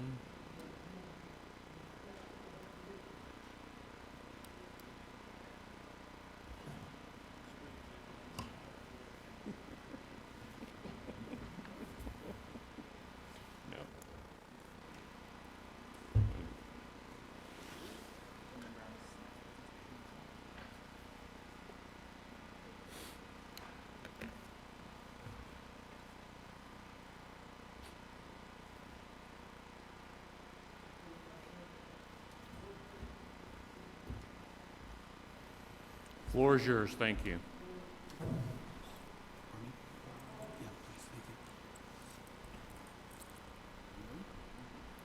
Good morning, and thank you everyone for the opportunity to be here. Chairman Brown, it's a pleasure to be here this beautiful morning in Indiana. We are delighted to talk to you about some of the exciting things that Vincennes University has been engaged in since the last biennium, and some great updates that we believe will be exciting for you to hear as well. As many of you know, Vincennes University is actually the oldest institution of higher education in Indiana, founded by William Henry Harrison, one of only 2 institutions in the country founded by a U.S. president. Also one of only 2 institutions that are defending national champions men's basketball programs, as both of us were extended for another year due to the cancellation of the 2020 season. We offer a number of programs at the associate degree, bachelor's degree, and certificate levels, and 94% of our students are Indiana residents. We offer the lowest cost residential experience in Indiana, and that's something that's very important. We think that residential experience, particularly at the Vincennes campus, is a real game changer for many of our students who come from backgrounds where a college experience may not have seemed to be attainable to them. So we are very pleased to be able to do that at a price that we think gives a great return on investment. We're organized into 6 academic units, 6 colleges that offer a broad range of degrees, and there's a lot of overlap in cross-disciplinary programming that happens across those college areas as well. VU offers a statewide presence and a statewide mission, and much of that is done through our dual credit partnerships and Project Excel and our early college partnerships, where VU continues to be an innovator and a leader, and with the state support has really built out the strength of our CTE, career and technical education, early college programs. And you see the different sites where VU is engaged throughout the state, and includes also our Jasper site, our Gibson County site, and 4 locations here in the central Indiana region. VU serves a population of students who are often overlooked in higher education discussions. These are those students for whom higher education may not have been part of their original planning. We offer an open pathway for individuals who maybe are first generation, who are often coming to us with some academic, social, or financial deficiencies that we help them overcome. And 55% of our students are Pell Grant recipients in this current year. Vincennes University is proud of what we are able to do with our student population, and we've been tremendously successful in increasing degree production, helping our at-risk degree production grow. All of our major initiatives and the performance funding metrics are trending in the upward direction over the past 5 years, and we continue to take great effort in trying to continue to improve those as we move upward on those numbers. VU is also quite proud to be an institution that partners well with our fellow institutions of higher education in Indiana, with many direct admission partnerships, articulation partnerships that span decades, and new programs that have come on the last few years, including direct admission partnerships with Purdue University in West Lafayette, where a student can start at Vincennes University, get their associate degree, and in 2 years transfer to West Lafayette as a junior standing, being guaranteed admission as long as they meet minimum requirements. We actually offer a Purdue bachelor's degree in technology on the Vincennes campus and at our Indianapolis Aviation Technology Center. Our longstanding partnership with Purdue's agriculture program has expanded recently with our new Ag Center on the Southwest Purdue Farm area, and we've co-located with them a food security and safety lab in our new Ag Center, and very, very pleased with the programs we have there. One of the most exciting new developments in our partnership with Purdue is Purdue's Cybersecurity Apprenticeship Program, or PCAP, a Department of Labor-funded apprenticeship that will produce 5,000 apprentices in cybersecurity over the next 5 years. That program is an exciting partnership, and Purdue reached out to Vincennes University, and we were selected as their partner for the associate degree and certificate levels of that program. Our courses align, our programs align very well, and we're excited to have that program underway. VU also, as you know, partners very well with industry around our state, and we're excited about the diversity of industries that we partner in, from aviation to manufacturing to diesel technology to construction trades. We work with many, many different Indiana employers developing work-based and apprenticeship-type partnerships that will develop the future workforce in those critical technical areas. A recent example of that is our partnership with the Indiana Federation for Advanced Manufacturing Education, or INFAME. This is an outgrowth of the Toyota program that started many years ago, and VU was the first school in Indiana and the third school in the country to partner with Toyota on that program. And it has grown into a national network and has taken hold, developing work-based learning partnerships across many industries. VU was recently selected as a partner for both the Central Indiana chapter of INFAME and the Hoosier chapter based in Madison County. to develop a program for their employers, which will be based at our Aviation Technology Center on the west side of Indianapolis and commence in the fall of 2021. Probably the most exciting thing I've been involved with in my time at Vincennes University has been the opportunity for VU to be the first school in the country to partner with Amazon in the development of a mechatronics apprenticeship program. This program started as a discussion in the spring of 2019, April and May to be specific, and they said they wanted to start a program at our Plainfield Logistics Center in mechatronics to support the fulfillment centers around central Indiana. We said, that's great, we can probably get something in place by fall of 2020. And they said, no, we want to start in 4 months. And we had no curriculum, we had no faculty to teach the program. They had no idea of exactly what they wanted, and we had no equipment to support the program. And within 4 months, we were able to pull it all together and start with 44 apprentices who are still going through that program today in Plainfield. In about 6 weeks after that program launched in September of 2019, representatives from Amazon came to us and said, we like what you're doing here, we think you're developing a model that we can build on, but we'd like to take a different approach. And we think we can utilize your Vincennes campus and the residential component, and we can bring in apprentices from around the country and put them through a different model. And so once again, VU was the first school in the country to work with Amazon on a mechatronics program that is scheduled to bring in 300 apprentices a year in steady state. And by mid-2021, we'll be producing 600 apprentices a year from Vincennes, half the production in the entire country. We think that says volumes about the quality of a Vincennes education, the reputation we have to work with a world leader like Amazon. And we think it's a great opportunity for Indiana because logistics being such an important sector for our state, to take the things we've done with manufacturers and other industries and translate that into the distribution and logistics sector by developing this competency gives us the ability to develop the workforce that is going to be needed to run these fulfillment centers, warehouses, and many distribution centers around our state. One of the exciting things about working with Amazon is, they do work on a different schedule than typically academic institutions do, and we were trying to figure that out, and they said, you don't understand, we deliver things next day. So we learned that we can't maybe do things next day, but we try to move things as quickly as we can, and I'm very pleased with the way that VU has responded and worked as a partner in this.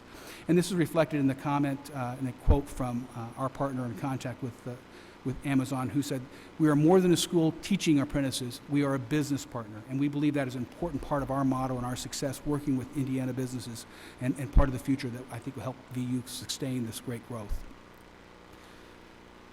In addition, we talk a lot about our Indianapolis location, we talk a lot about our Vincennes location, but Vincennes University is celebrating 50 years as the education provider in Du Bois County in Jasper, Indiana. This partnership and this campus is really doing some amazing things, and I think has become a model for what a community-based educational institution ought to be. With our industry partnerships for the Career Advancement Partnership with many leading Jasper employers, to our latest development of an Automation Robotics Academy and other CTE programs with the Patoka Valley Career Cooperative and the 4 Du Bois County schools, we are really providing a seamless transition from high school through higher education to employment for that community, and really engaging that community in a way that I think is truly exciting. VU has also been a proud partner with the Next Level Jobs program, and with the additional resources that have been put toward that, we've been able to enroll more than 2,000 Hoosiers. This was just since, I think, this is by the end of September. That represents a 103% of increase in our non-degree programs and a 23% increase in credit programs through Next Level Jobs. And more recently, with additional rapid response money, we were able to enroll more students and launch more programs. And we even adjusted our academic calendar to be able to give more Hoosiers the opportunity to take advantage of these great opportunities. VU is proud to be aligned with every single sector that is targeted by the Indiana Economic Development Corporation. VU programs align with every one of them, and we have multiple programs in some of those sectors that will help produce the workforce Indiana needs, primarily, again, at that critical technician level, but even at the baccalaureate level in some cases. As our colleagues like to point out, I think we are all trying to be good stewards of state resources, but for Indiana, Vincennes University, Indiana resources are important because you account for about 58% of our operating budget. So we need to be very careful stewards, and we've made very strategic investment of these resources. When President Rashan was talking about they haven't given a raise in 3 years, I mentioned to my colleague, Mr. Hahn, who joined us last fall, I guess I should have told you, we've only given 2 in the last 5. He didn't know that when he came on last fall, but now he does.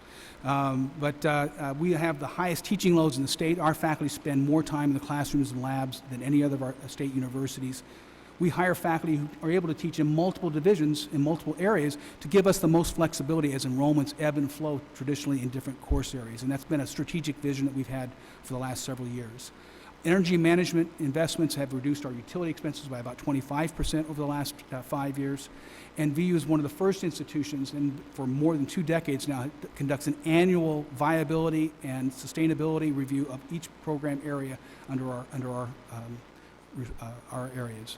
We do a lot of things to try to make sure that we are transitioning resources. We shut down programs. We move faculty resources. We combine administrative units based on the data that we get on an annual basis. VU, as you know, has also been a long-standing partner with the state of Indiana in dual credit. In fact, we've been doing dual credit for over 5 decades in the state of Indiana, and it's something that VU takes great pride in. Our Project Excel program and our early college programs are able to save families, Hoosier families, millions of dollars a year in college tuition, putting them on pathways toward the next level of their education. We know that early college and dual credit students are more likely to graduate on time or even early. They're more likely to persist once they've gotten to college.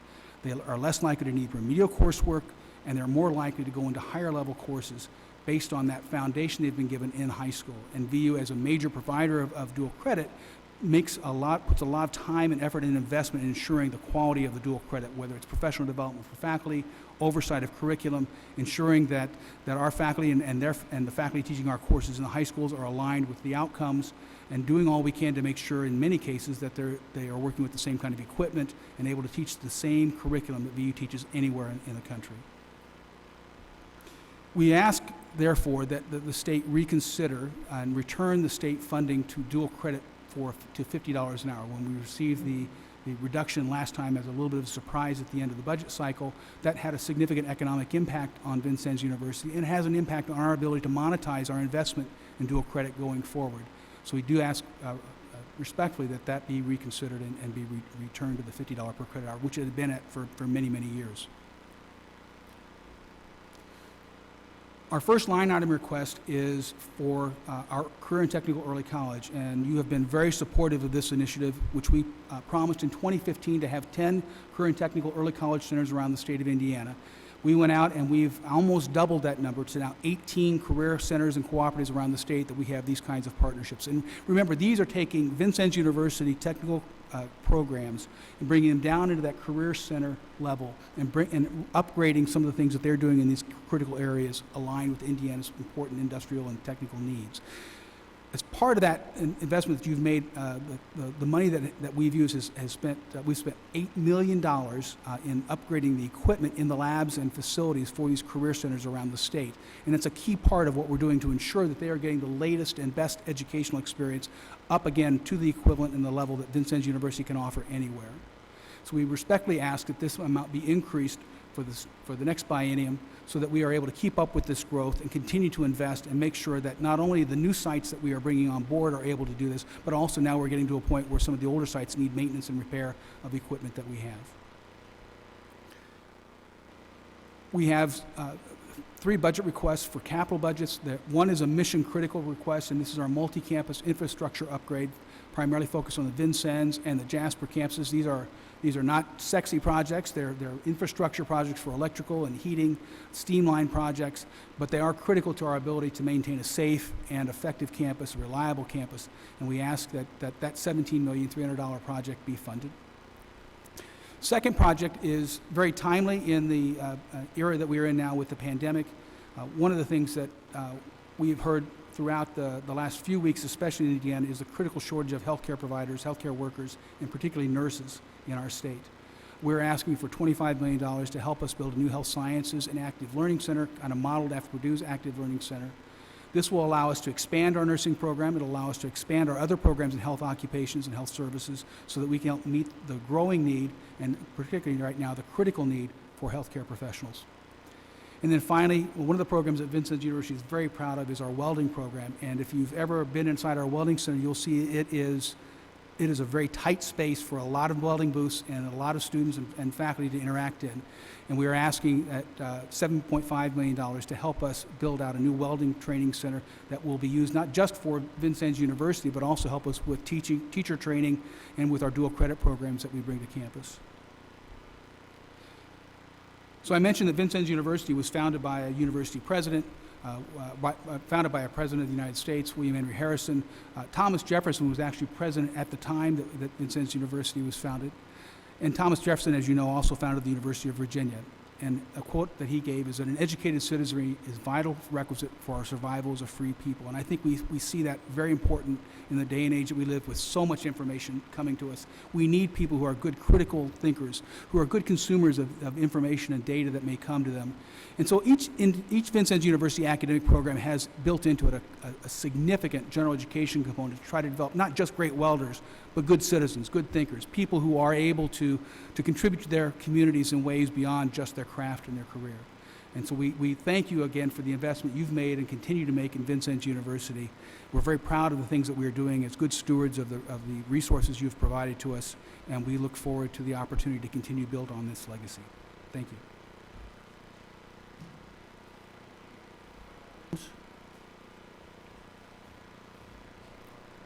You'll start.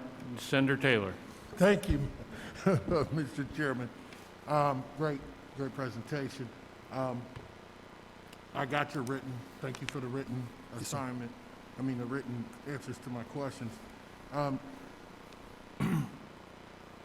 want to talk about you've done a great job, seems like the next level job program. Thank you for your contribution to that.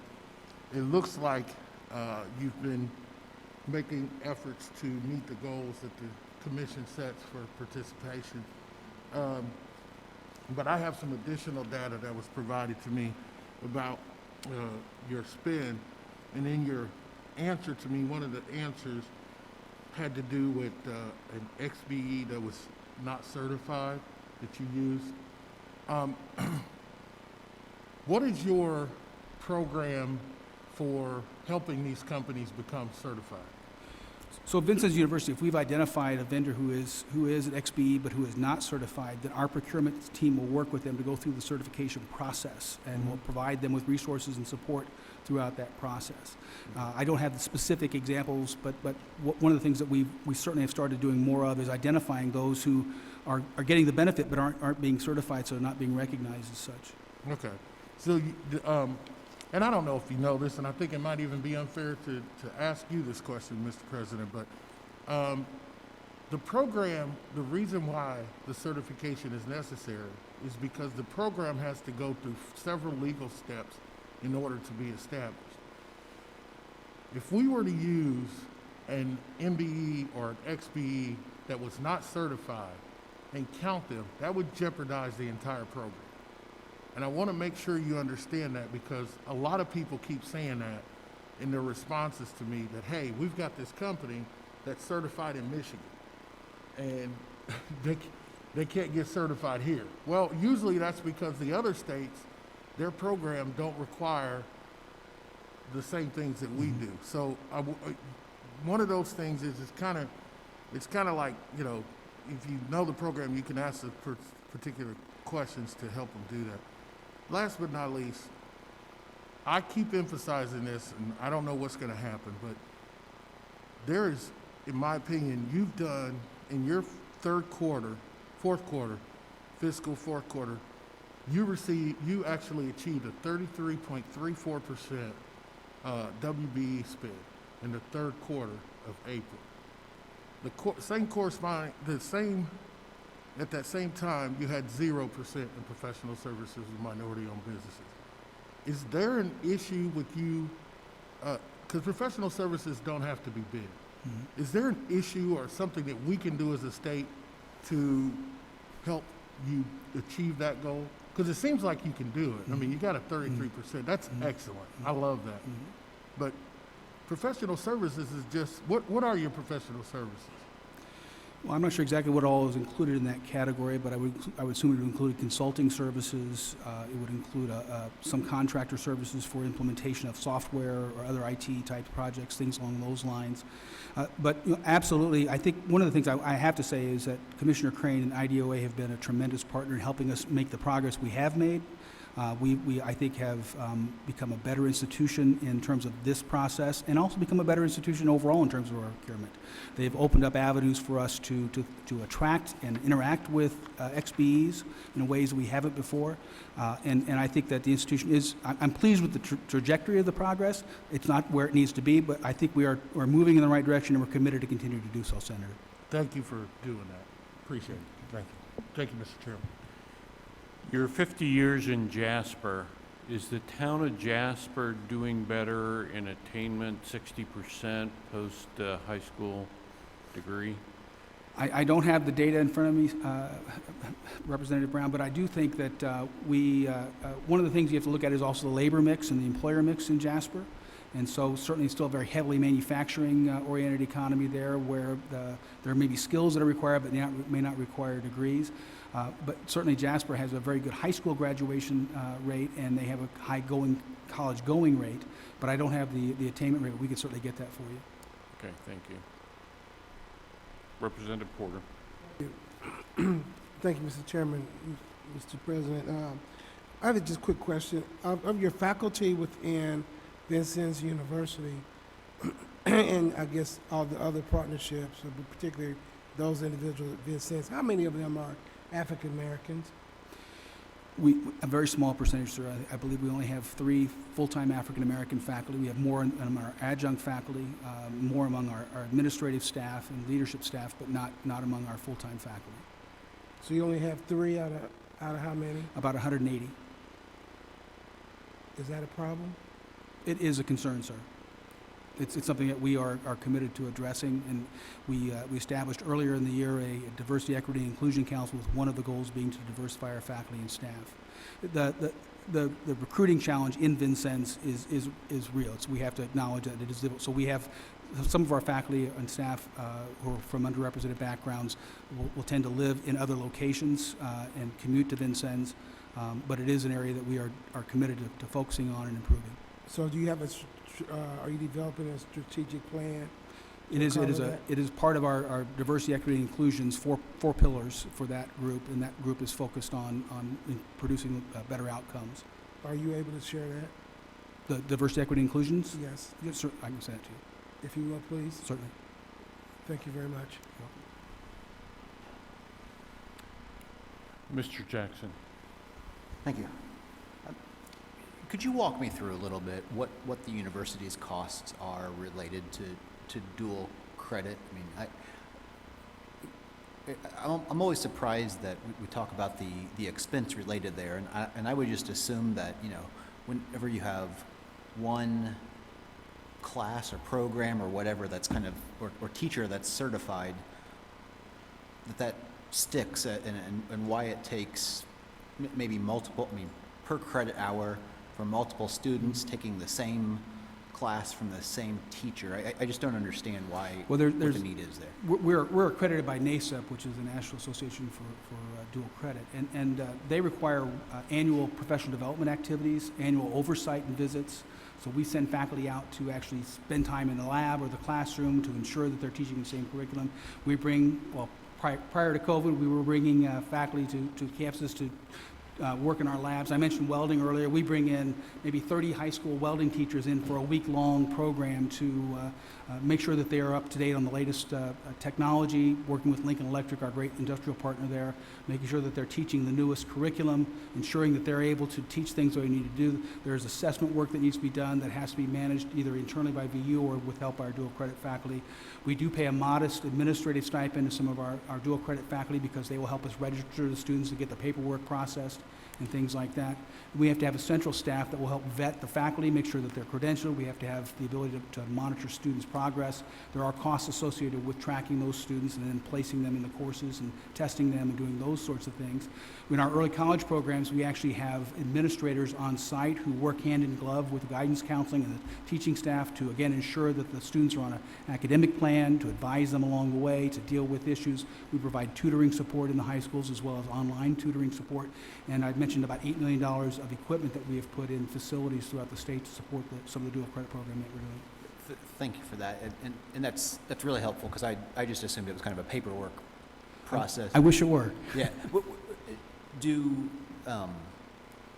I'm assuming that when a student takes a dual credit course, they're paying some sort of tuition to you guys for that? The vast majority of dual credits have no cost to the student. We waive dual credit fees for any student who has free and reduced lunch, and we also waive, for most of our current technical courses, we waive the dual credit fees as well. The only students who pay would be those students who are not on a free and reduced lunch, not taking a course that is part of that waiver. And so I would say that it tends to be a very small percentage, and they're only paying $25 per credit hour when they do. 25 compared to what's your normal? About $175 per credit hour. Thank you.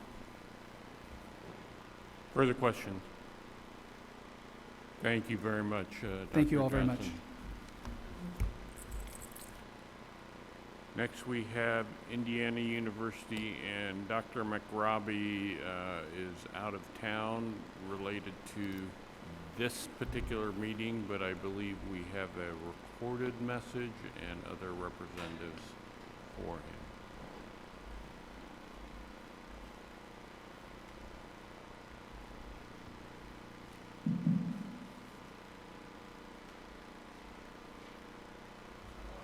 Mr. Chairman and members of the State Budget Committee, I'm very pleased to have this opportunity to present to you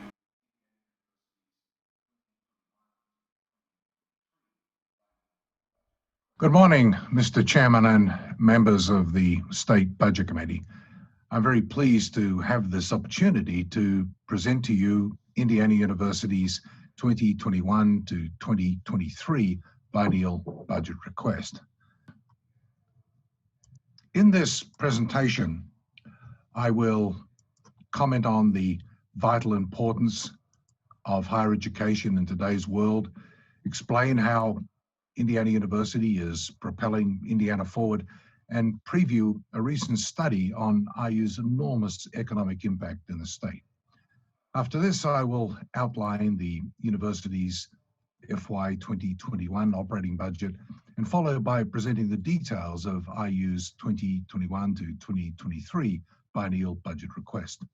I'll end by highlighting some of the key ways in which the university is helping to address the pandemic in the state.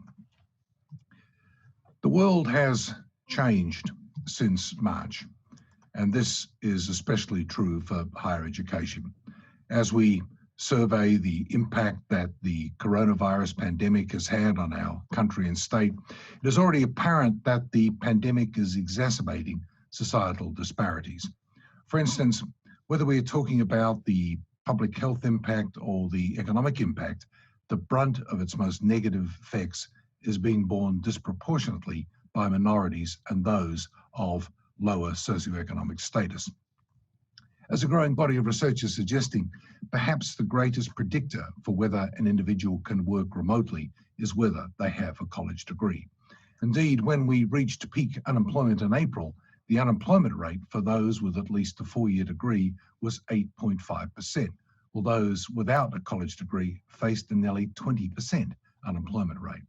We have also seen the largest job losses come in the leisure and hospitality, the wholesale and retail, and the manufacturing industries where a college education is required less often, but where jobs are nearly impossible to do remotely.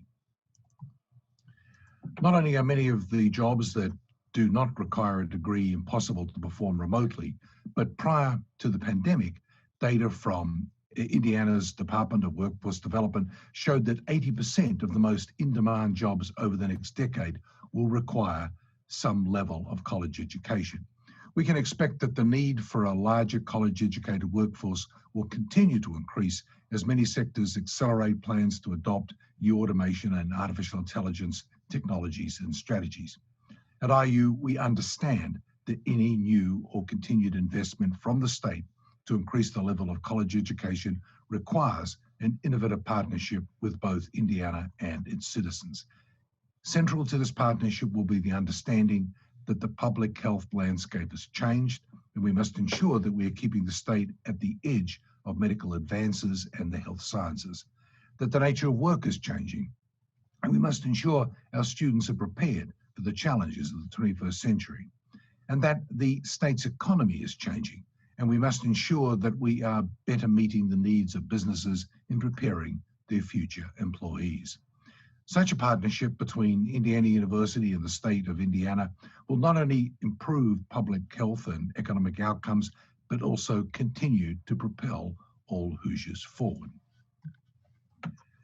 So how is IU propelling Indiana forward? Well, the university remains a leader in degree production in Indiana, with over 22,000 degrees produced in FY 2020, which is nearly half of all degrees produced in the state. Since 2010, IU's overall degree production has increased by nearly 25%. IU produces nearly half of all bachelor's degrees, nearly half of all master's degrees, and over half of all doctoral and professional degrees in the state. We are the largest producers of doctors, nurses, teachers, and dozens of other vital professions in the health sciences at a time when many of these fields are seeing increased demand for trained personnel. Not only is IU producing nearly half the state's college-educated workforce, but we are ensuring education is affordable. Over the past 8 years, annual student loan borrowing has dropped by $140.6 million, or about 21.6%. We've also increased undergraduate gift aid by 51.1% over the past 8 years, for a total of $132.7 million in the 2019-20 academic year. The career outcome rate in FY19, which measures the number of students who accepted employment, pursue a continuing degree, or served in the military or volunteer program, was 93% for students who received an undergraduate degree. Of those students who accepted employment, 83% secured employment in their field of study. In addition to providing more institutional gift aid and focusing on lowering the total amount of student loan debt secured by our students, IU is making progress in educating students to make fiscally responsible choices. This includes taking more credit hours per semester so they can complete their program in less time. The success of the increased credit hours is seen in our performance funding outcomes, as well as the decrease of individual debt loads. For example, 84% of students graduate with less than $30,000 in student loan debt or no debt at all. And the average debt for IU graduates with student loans, which is a very important distinction, has decreased from $28,801 to $26,617, which is a drop of 8%. Additionally, based on the average earnings and average debt of IU bachelor's degree recipients with full-time jobs, monthly debt payments are just 6.9% of monthly income. This number is well below 10%, which is the generally accepted rule of the ratio for student loan payments to monthly income. This figure highlights how an IU degree is a very sound investment. At IU, we are proud of our ongoing commitment to all Hoosiers. Indiana residents make up 70% of all degree-seeking students. Over a 16-year period, IU's domestic enrollment of underrepresented minorities has increased by 110.7%. IU has been and remains committed to having a minority population that at least reflects the state's minority population. Yet again this year, IU's percentage of minority students exceeds the state's minority population percentage. Of all Indiana's public institutions, IU has the largest minority enrollment. IU is also focused on recruiting and enrolling 21st century scholars. Since FY 2015, the university has seen a significant increase of 32% of 21st century recipients. We are also proud to say that across all our campuses, on-time completion rates for 21st century scholars has improved in the last 5 years. These increases in on-time completion range from 8.4% to 28.3%. In addition, IU has about 6,000 or 56% more Pell students than the entire Ivy League put together, demonstrating our commitment to all students, no matter what their backgrounds, while maintaining our position as one of the nation's leading research universities. As I mentioned earlier, the state's economy is changing, but one thing remains constant. Higher education is the pathway to both individual and state economic success. Earlier this year, IU engaged MC, a labour market analytics firm and an affiliate of the Strata Education Network, to carry out a study on the university's statewide economic impact. Today, I'm very pleased to share some of the highlights of this important study. It found that during FY 2019, IU created $9.9 billion in added income for Indiana. This impact on Indiana can be felt widely and tangibly across all of the state's 92 counties. Through the scope of its activities, IU vastly benefits Indiana by educating citizens, preventing and treating disease to improve health, enriching arts and culture, developing sustainable infrastructure, and promoting economic growth. Of this nearly $10 billion total, $7 billion comes from alumni impact.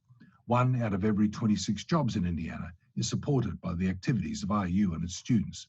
The $9.9 billion impact supported over 150,000 state jobs, which includes those based on direct and indirect spending using the jobs to sales ratios specific to each industry in the state. For every dollar that a student invests in their education at IU, they will receive $3.50 in higher future earnings. A degree from IU provides citizens with the capacity to increase lifetime earning potential and to achieve upward social mobility. Research indicates that a well-educated workforce corresponds with improved health, lower rates of mortality, lower overall rates of crime and poverty.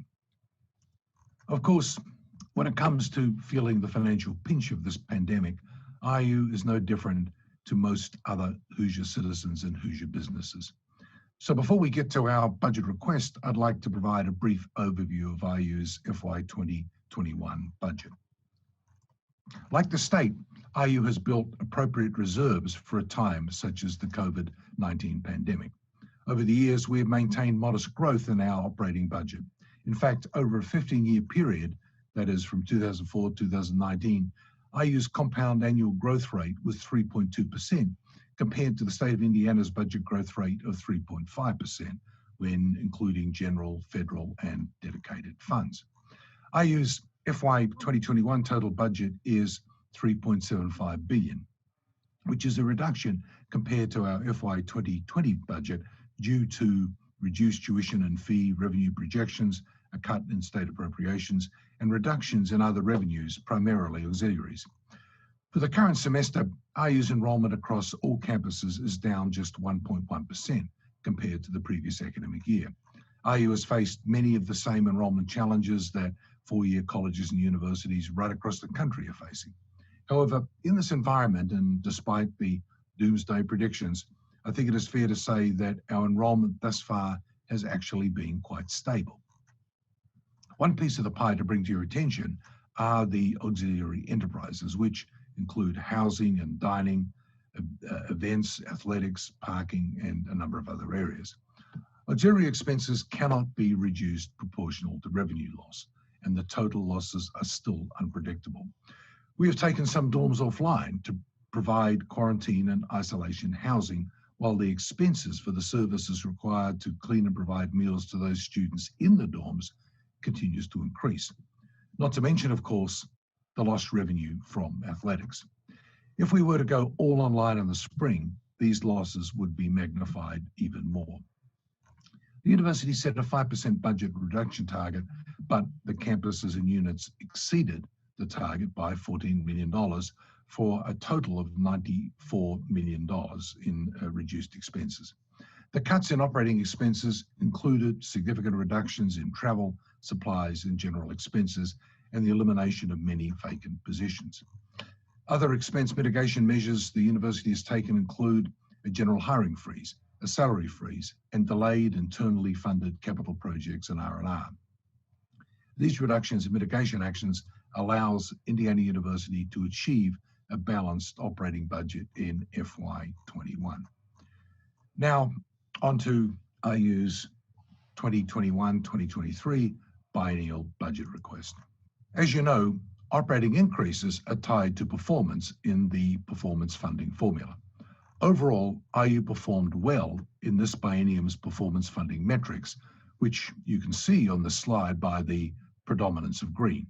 However, despite the fact that Bloomington continues to see growth in most categories, somehow it is rewarded in this formula with operational cuts. We have raised this issue for several biennia with the Commission, and they have implemented a new bonus metric for which 2 campuses qualify, including Bloomington. And yet, even with this bonus, Bloomington will see a larger cut in the first year of this budget than they did in the last budget. We will wait to address these fundamental formula flaws during the session. A few biennia ago, the Commission and the Legislature agreed that it made little sense to subject the IU School of Medicine to the performance funding formula, as the metrics are geared towards more traditional undergraduate and graduate performance. Instead, the medical school has continually received an operating increase equal to the percentage of new dollars in the formula. We ask that if a percentage of new dollars is appropriated via the formula, that the School of Medicine receive the same percentage. These dollars are critical during a pandemic when the school is providing essential medical support to the entire state. On the line item ledger, IU currently has 7 programs supported by existing line items in the state budget. These programs carry out very important work throughout the state, ranging from IT infrastructure to various health-related studies and research to geological and water survey. You can see a full list of the line items in the chart.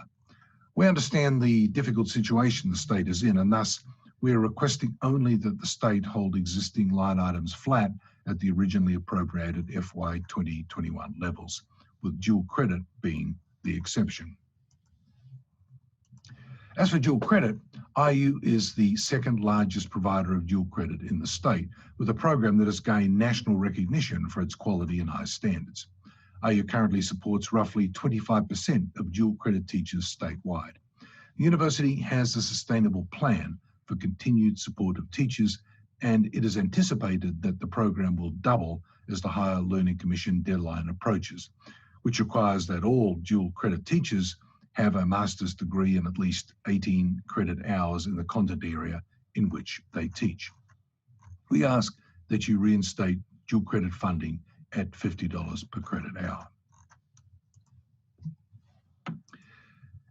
At IU, we understand that the upcoming biennial budget and revenue forecast will be less optimistic than the last few budget cycles and will potentially affect capital project investment. In keeping with past practices, the university submitted capital requests in accordance with our 10-year capital project plan, so that you're aware of our long-term plans as the economy rebounds over the coming years. Due to the pandemic, we have, however, reprioritized this plan with a focus on health sciences. The project we will focus on today, the Indianapolis Academic Health Center Medical Education and Research Facility for the IU School of Medicine, probably looks familiar, as it has been on our list for 3 biennia now and is currently our #1 priority. The IU School of Medicine is the largest medical school in the United States. In 2020, physicians and scientists in the school were awarded a record $549 million in research grants and awards from federal and other sources to study the underlying causes of disease, the development of new therapeutics, and how to improve the delivery of care, all of which directly benefits the health and welfare of our fellow citizens. This project would involve the construction of a new primary campus for the IU School of Medicine in conjunction with the planned expansion by IU Health at the Methodist Hospital site, creating one of the largest hospital sites in the state. This project is an important part of IU Health's new world-class hospital and campus, costing nearly $1.6 billion and making it one of the most notable construction projects in the history of Indianapolis. It would co-locate IU's medical education programs with research and clinical treatment facilities at IU Health to provide an outstanding learning and teaching environment, thus further distinguishing our state as a national leader in the life and health sciences. Primary research labs will remain on the medical campus adjacent to IUPUI. The project costs total $245 million, but IU is requesting only $75 million in funding from the state, less than a third of the total cost. The remainder of the funding will be matched more than 2 times over by private grants from the IU School of Medicine funds, which we currently have on hand. Additionally, over the last few biennia, the state's continued support of the R&R formula in combination with university funds has been crucial to the proper maintenance and repair of IU's academic facilities and infrastructure. The university has reduced its deferred maintenance backlog from about $1 billion in 2010 to just $143 million at the end of FY 2020. We're requesting that the state continues to fund the current R&R formula, which totals $31.6 million over the biennium. As I close, I want to acknowledge an important point that must underscore everything I've laid out today. Higher education institutions cannot sit by as merely passive recipients of state investments. It is incumbent upon every single one of us to recognize that moving forward, investment from the state must result in a positive return for the state and in ways that go beyond the preparation of the labor force. In previous years, I have provided updates on how IU has reorganized many of our schools to better reflect the needs of the state, which has largely centered around the health sciences. As a result, it truly has made IU a state and national leader in this vital area. Our clinical researchers have been at the forefront of testing various treatments such as convalescent plasma transfusions and hydroxychloroquine. In September, AstraZeneca made the major announcement that our School of Medicine would be a test site and research partner for the phase 3 trials of their COVID-19 vaccine, which began enrolling participants last month. Along with the medical school, IU is home to the only 2 schools of public health in the state, one with a focus on public health in rural areas and the other on public health in urban areas. This has positioned us very well to be in the front lines of local responses to the coronavirus across the state. IU has conducted the first statewide random sample testing program in the nation for the State Department of Health through the Fairbanks School of Public Health at IUPUI. Has advised local health departments through the OCRA partnership with the IU Center for Rural Engagement and the IU School of Public Health in Bloomington, and has set up contact tracing operations based on our global health programs expertise in doing contact tracing in Africa. At the local level, IU High School, which offers online instruction to secondary schools, shared its curriculum with schools across Indiana to help transition to remote teaching and learning. IU was awarded $2.7 million from the Governor's Emergency Education Relief Fund to help improve remote learning for K-12 schools. Finally, IU commits to you today that we will do all we can to assist our state in the face of this unprecedented challenge, even as we grapple with it ourselves. With that, IU's Executive Vice President for University Academic Affairs, John Applegate, and IU's Vice President and Chief Financial Officer, John Sadenai, who are with you today in person, will be happy to answer any questions. Thank you very much. Not to add to it, I think the President covered our description of what we've been doing and our budget requests very nicely. Questions? Senator Mishore. Thank you, Mr. Chairman. My first question is, so I'm looking on your slide number 12, and it says estimated expenses 50 to 60 million due to COVID.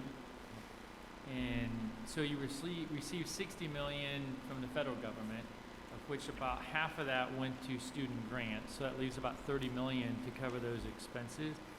So is that 30 million included in that 50 to 60? No. So just to explain, so we got the 30 million that we were given in CARES money. The first thing we did was reimburse what we reimbursed the students for room and board because we gave them room and board back. So that went to that. The 50 to 60 million is more expenses for PP&E and testing and so on that hasn't been covered. Okay. And then just a comment for John Sid and I. So I bet you're riding pretty high right now with Notre Dame, and then you add IU to that. But just remember, Notre Dame canceled USC. We probably would have ruined your season. So just keep that in mind. Thank you. But I think about you, you're having a pretty good year all the way around, aren't you? It is. It's been a fun Saturday. Fun Saturdays. Yeah. Further questions? Senator Taylor? Thank you, Mr. Chairman. First of all, thank you for the written, I got an email from Alicia. Thank you for the written responses to my question. But I wanted to talk to you about two goals. One is supplier diversity goals, and then the second would be student diversity. So let's start with supplier diversity. It says that you guys changed your policy statement in 2019 to address some inefficiencies that you had in achieving the goals. Can you talk to me about just one particular thing that you've done differently? The policy looks like it was started in 1992 and was updated in 2019. So a few things, and some of this is still in process, but the policy was changed. At the beginning of this year, I think in March, we brought on a new procurement director who came from corporate and actually from Cummins, where they ran a more advanced, I'd say, supplier diversity program. We just presented, the president and president approved a plan whereby we're going to hire a full-time supplier diversity director, and a program where we eventually hope to add 3 diversity sourcing managers, but we have approval now for 1. And then we also have approval for the business analyst that can help us with those analytics. So we're trying to get from, if anything, more, I'd say more active, having a more active program. Yes, and I wanted you to present that, and thank you to the State Budget Committee Chairman for, I think that over time, this has created a great policy changes at the university level. And I want to thank the chairman, both prior and current, for this discussion. So Indiana University is actually doing some proactive things to change what's going on. In your fiscal year 2020, again, I keep emphasizing the importance of meeting the goals and achieving the goals. Indiana University is known for its creativity. And what still continues to perplex me is the fact that we don't recognize, or some people don't recognize, that if you don't meet the goals right now, when we do the next disparity study, which is required by law, those goals are going to go up because there's going to be an increased disparity. Does that make sense what I'm saying to you? Okay. So in doing that, one of the areas where you can provide direct contracting is professional services. Could you tell me what areas you spend money in professional services? Just general. I don't need you to get down in the weeds. Legal, media, IT, consultants we bring in for different things. Okay. So that would be, consultants would be insurance and other things like that. What about insurance? Yeah, it could be, I mean, we have such a broad base that it could be consulting on specific topics. Okay. And those don't have to be bid. You can directly contract with. I would have to check on that, which ones we have to bid on. I don't. I think there might be some, depending on what you're doing, but the overall doesn't have to be. Okay, so in doing that, you've got those categories. Will this person be working with your legal department, your risk management department, and this new person working directly with them? Yes. You And will- who would this person report to? So the procurement, the director of diversity procurement will report to the director of procurement, the one just hired, and that person reports to me. And then the manager will report to the director, the supplier diversity manager will report to the director. All right. Now that before, wasn't the diversity director reporting directly to the president? Okay. Not for supplier diversity. Not the supplier diversity? Okay. All right. Now, shifting gears to student diversity. Do you guys still have the Hudson Holland program? Yes. Okay. And correct me if I'm wrong, but that program was created and named after two men of African descent who were faculty at Indiana University. Am I correct? Yep. Okay. And that program was to increase the number of people of African descent continuing their education through financial assistance, right? I have some disturbing information. I just wanted to focus on it. If you don't know, please tell me you don't. But according to some information I have, that program over the last 3 years has seen a change in the demographics of the individuals who have received funds, and now only represents 28% of the students who receive funds for that program are of African descent. Are you aware of that? Okay. We can certainly provide you with that detailed information if you would like. I would be more than happy to do that. Fair, and I will allow you to do that. Thank you. But from what I understand, the numbers have gone from 178 scholarships in 2006 to 578 in 2019, which is great. But with that increase, the number of students of African descent have continually declined. And that's disturbing to me, especially for a program that, if I remember correctly, I was on the Appropriations Committee. Indiana University actually said that was a program to increase black student enrollment. The other part is, and just so you know, the increase, it is over 51% Asian students receiving Hudson Holland scholarships. Okay? Which I have no problem with them receiving scholarships. But if the program is created to increase black student enrollment, then it needs to reflect that. And it's very disturbing if that program is not shifted that way. Now, last, I also have additional information that says that while the students have gone up over 500%, the number of administrative staff has decreased. So therefore, the services and the support has dwindled, and the percentage of support staff per student has gone down. Can you check into that for me? Okay.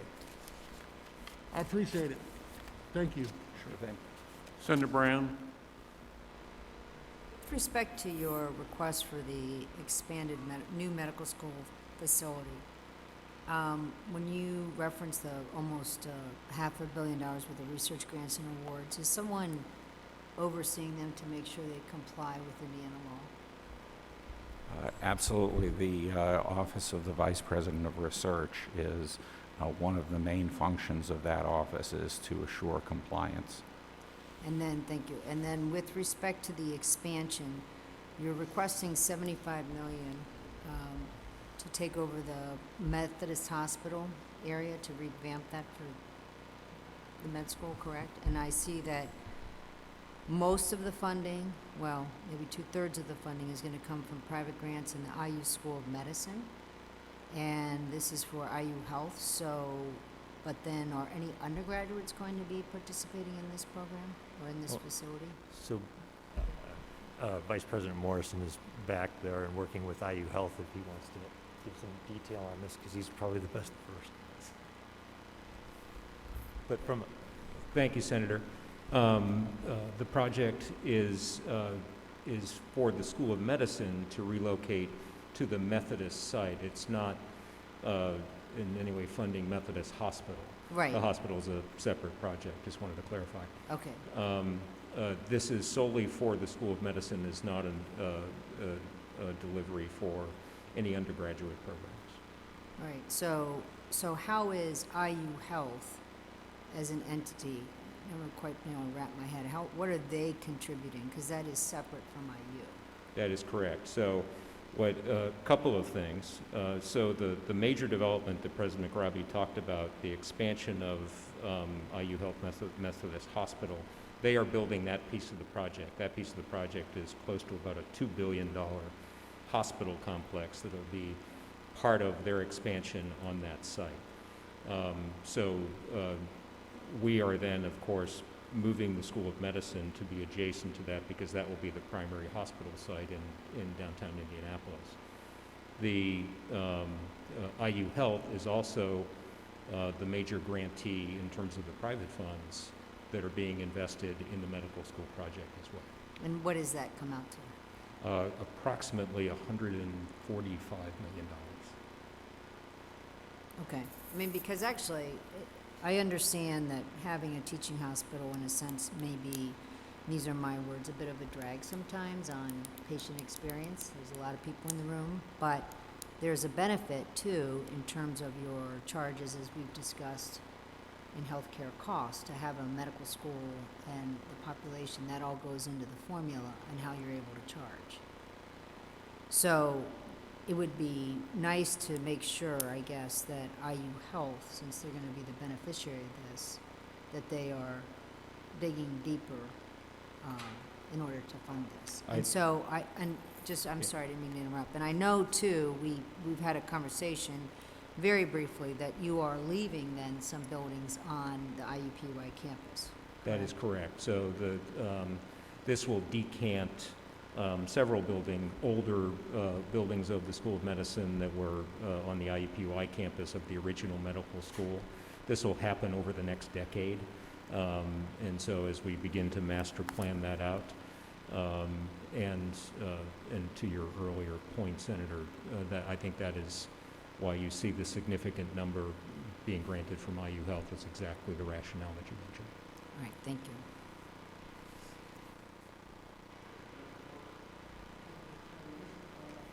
Quick question.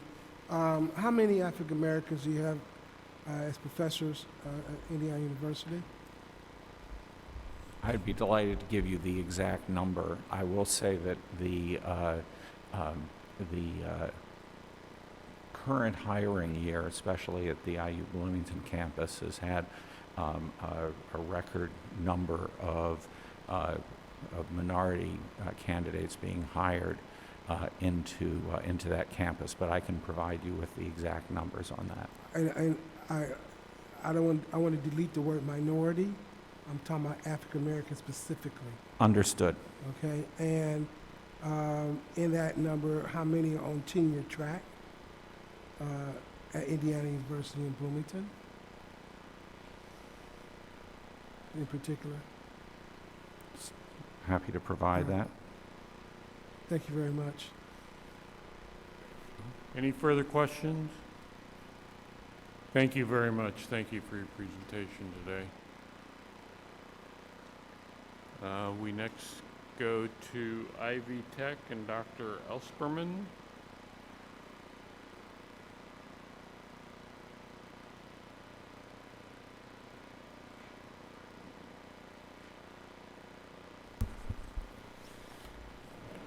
Good morning. Good morning. We're almost afternoon.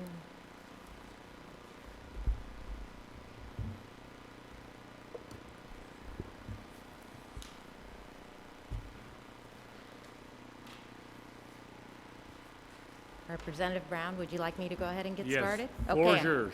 All right. Thank you all for allowing us to present today. And thank you for the opportunity to share how Ivy Tech is serving its mission to meet the needs of Indiana for a skilled workforce, a strong economy, and Hoosier prosperity. In 2015, some may remember when I was Lieutenant Governor, I served as Vice Chair of the Indiana Career Council. At that time, Indiana adopted the Lumina goal, which is 60% of our workforce to have a post-secondary degree or credential by 2025. Just this last fall, SHIO, which is the Commission's nationwide organization, ESG invited Indiana to be one of 7 states to put together a deep and detailed plan on how we would get there. I want to share that Ivy Tech strategies are focused from our strategic plan and remain focused to getting Indiana to that place. And this is our big goal, the 50,000 completions per year. Those are certifications, certificates, degrees, aligned to Indiana's workforce. That number has moved up from 21,000 3 years ago to over 40,000 this last year, so we are making great progress. I want to speak to how we've moved during this pandemic as well.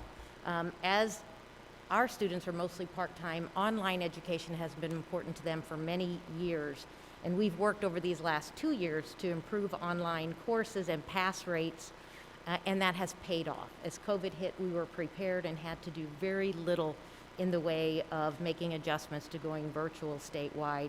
We also pulled together something I'm very proud of, and one of the only in the country, a Learn Anywhere model, where we give students a choice every week whether to come in person, virtual, or online, based on the real needs. We had designed it for our Single Moms Initiative, but when we went to this virtual world, we realized this was a time to scale it all.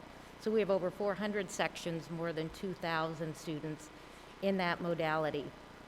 Overall, this fall, about a third of our courses are offered with some kind of in-person component, but many of that is blended and then split between virtual and online. We also have pivoted in the way we assess, and we're using our career coaches in new ways. In terms of the CARES Act itself, we received $33 million, both split between our students and Ivy Tech. We were one of the first colleges to distribute that aid to our students within a week of receiving approval from US DOE. And let me just go to the next slide that speaks to what we did with some of our institutional funds. We are the only college in the country to have used these institutional funds to help our students directly. If you look at the increase in textbook costs, you know it's astronomical. We use these funds to purchase Cengage Unlimited across the college. That saves our students an average of about $180, and about 40% of our students have at least one course that uses these online materials. So we're very proud of that. Of course, we also used those institutional dollars for things like webcams and our other costs that relate to the pandemic itself. Ivy Tech's mission is to be here when Hoosiers need us most and to be responsive. And in May, we sat back and said, what can we do to help? We instituted something we called Rapid Recovery, the 10,000 free classes and trainings, aligned to things that would help those who are unemployed be able to get a better job going back. And I'm proud to say that we had over 7,500 Hoosiers take us up on those courses, which were done in partnership with partners like Amatrol, Autodesk, and AWL. On the next slide, you can see just where those turned out. Of those enrollments, you can see they were in areas like cybersecurity, SOCA, the Industry 4.0 certifications, Autodesk, all 100% free. You can also see just who took those, the demographics. More than half were our minority students. You can also see the blend by gender, but very important in helping Hoosiers when they needed us most. And then I want to say thank you for the support of this body to the Next Level Jobs, that Workforce Ready grant that's been in place since 2017.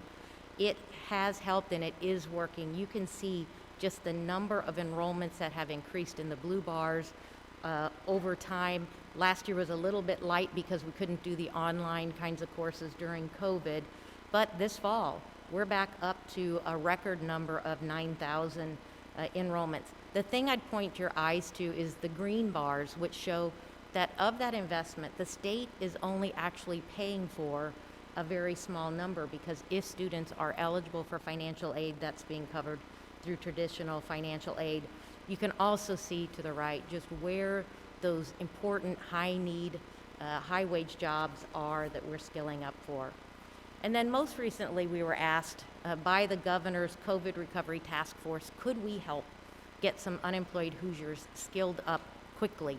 So literally at the end of August, we were asked to see what we could do with those federal dollars. So with the support of DWD, CHE, and the Governor's Workforce Cabinet, we identified initially 16 programs, CT, short-term certificates, and we expanded to 22. You will see that we had 10,000 Hoosiers in short order. They had to be enrolled October 26th into our last 8 weeks, and out of that 2,700 were all ready to go. These were first dollar with use of those federal funds. So very important work to ensure that Hoosiers who have been most impacted by COVID have an opportunity to continue with a better career coming out of the pandemic. So let's kind of shift gears and look at what Indiana's educational attainment gaps are. The truth is we can't get there just with 18-year-olds going off to college. If you look at these numbers, you can see that we have a gap of almost 400,000 Hoosiers that need a credential by 2025 to meet that goal. And the equity issues are significant. You will see that there's a 10% lower post-secondary attainment with our Black Hoosiers and 20% less with our Hispanic Hoosiers. There's much work to do. And Ivy Tech specifically serves Indiana's underrepresented minority and non-traditional students. 42% of all of the students in Indiana who are in these underrepresented minorities are attending Ivy Tech, and over half of all African American students at 52%. The majority of non-traditional students come to Ivy Tech. These are primarily part-time, living independently, many with students. Virtually all of them have jobs.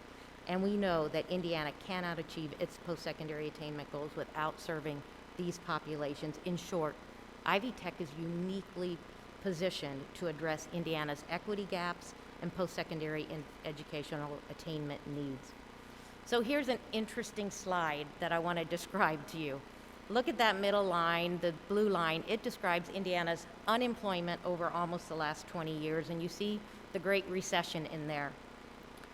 The top line, the light green line, shows Ivy Tech's FTE, full-time equivalents, over that time. You can see the very strong correlation of how those two lines move together. Now look at the bottom, the four-year institutions. Almost nothing happens. So here's where we are, and I will point out one other thing. Notice the almost a year shift between the time that enrollment hits Ivy Tech versus when the unemployment hits. And we're still looking at what's going to happen this time with our K-shaped recovery. We know that our students have been more impacted than any other students. Strata's research shows it. We know nationwide, community colleges enrollment is down 9.5% at this point. We're down about 6%. So it's a very challenging time to figure out. With all that said, we have to perform. We have to bring more Hoosiers back. So let me come back to our strategic plan. We set this in place more than 2 years ago, the beginning of 2018. And the little dots on the right, the green dots, show you where we're moving along just as our strategic plan would expect. Our completions are way up, workforce wages are way up for our graduates, our employees, our finances, our communities.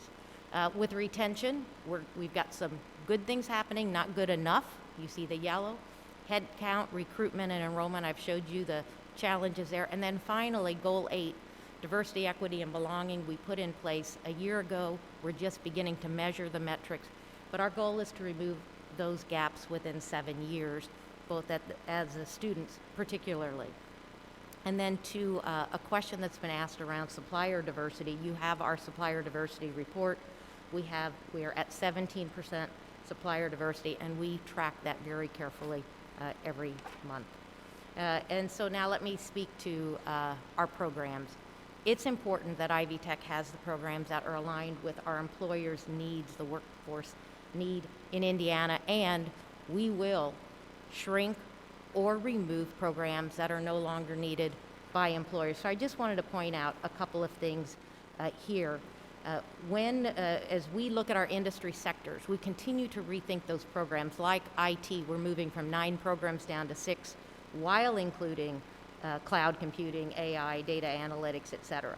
But maybe even more importantly is I want you to be aware of how important single accreditation of our institution is. It literally allows us to partner in ways that we can ensure that these lower need, low enrollment programs that employers need, but not in high volumes, can be offered strategically in regions where students can still get to them, but not on every campus. So just some examples are given there that show you where we are sharing resources, if you will, but covering a larger region with one campus or another. So we will continue to do that and make wise resource decisions. One of the areas on our strategic plan, which was really seen as an area that we needed to do work, was our career development, if you will, but we call it now career coaching and employer connections. We spent nearly 2 years researching, designing, gaining philanthropic partners, and now implementing a truly world-class career development transformational experience we call the CCEC, the Career Coaching and Employer Connections. This is incredibly important when many of your students are first generation and don't have the kind of social capital that the people in this room have. And so we now have career coaches, employer consultants, career experience experts, all under the leadership of this CCEC manager, ensuring that from the time a student comes into Ivy Tech's doors until they graduate, they're getting that career development every step of the way, including those most important work and learn experiences. It has launched over the last year, and we've seen the great progress of that even as we've gone through this COVID experience. So certainly our work in our K-12 space is important. Last year, more than 4,000 high school students earned a credential before graduating from high school. The largest number of these CTs aligned to our CTE programs and the governor's workforce cabinet efforts. That's that blue bar to the far right that you can see the number of students who have received those 2,700 plus. And the STGEC, that is the freshman year, that block, that 30 credit hour block that is the equivalent of the freshman year for a 4-year college degree. That number is the dark green block. That saves students a year, gets them into the workforce a year sooner. So we're very proud of both of those. And then what is better than good transfer than guaranteed admissions? And here I want to say that on the transfer front, I want to compliment our state institutions who have been great partners here. Too many of our students transfer early before earning a degree because they're afraid they won't get into the program of their choice. And this has really been a setback for them. So we've worked with our 4-year partners to take that TSAP up to the next level into guaranteed admissions, where the 4-year partner can set the expectations, parameters that they want to set, like GPA or other things.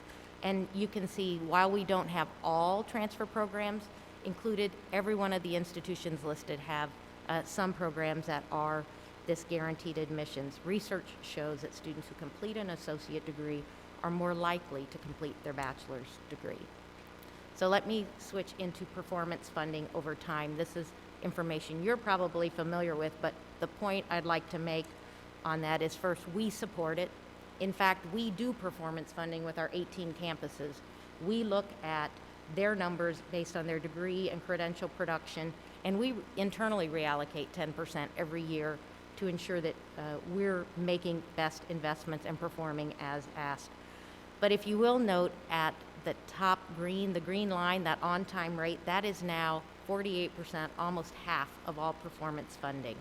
And my point then will be made on the next slide that says, where does that go?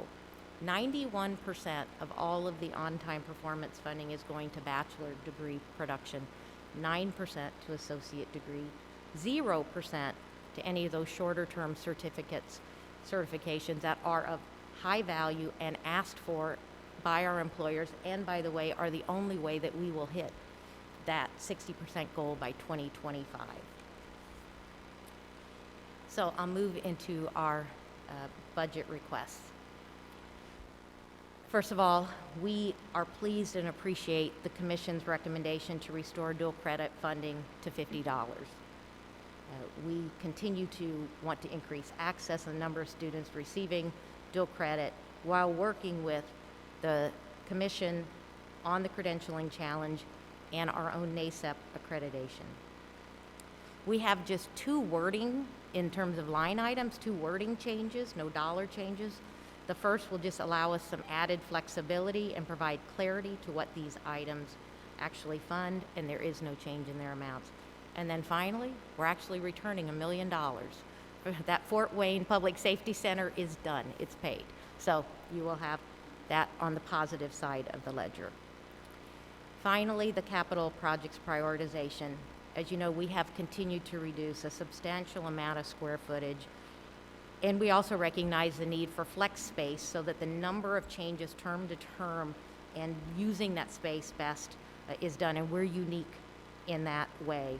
In fact, in 2015, Ivy Tech had 14 capital leases that campuses were spending $18 million a year to pay. We now have 4, down to $7 million. Will that be down to 3 in another year? In all cases, trying to make sure that the space we have is the space we need and it is serving as it should. The Muncie campus transferred their technology center to the Muncie schools for the CTE center, so we gifted that to Muncie schools. It happens to be next door to our technology center. It was 60,000 square feet. Now these 2 entities, our technology programs and theirs, are side by side, which is a very good thing.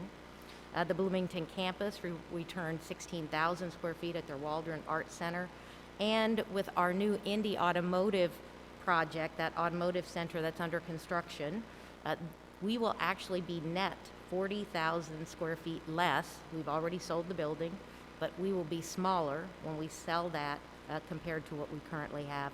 And Kokomo project, which is just about complete, will be selling some buildings when they finish their own buildings 3 and 4.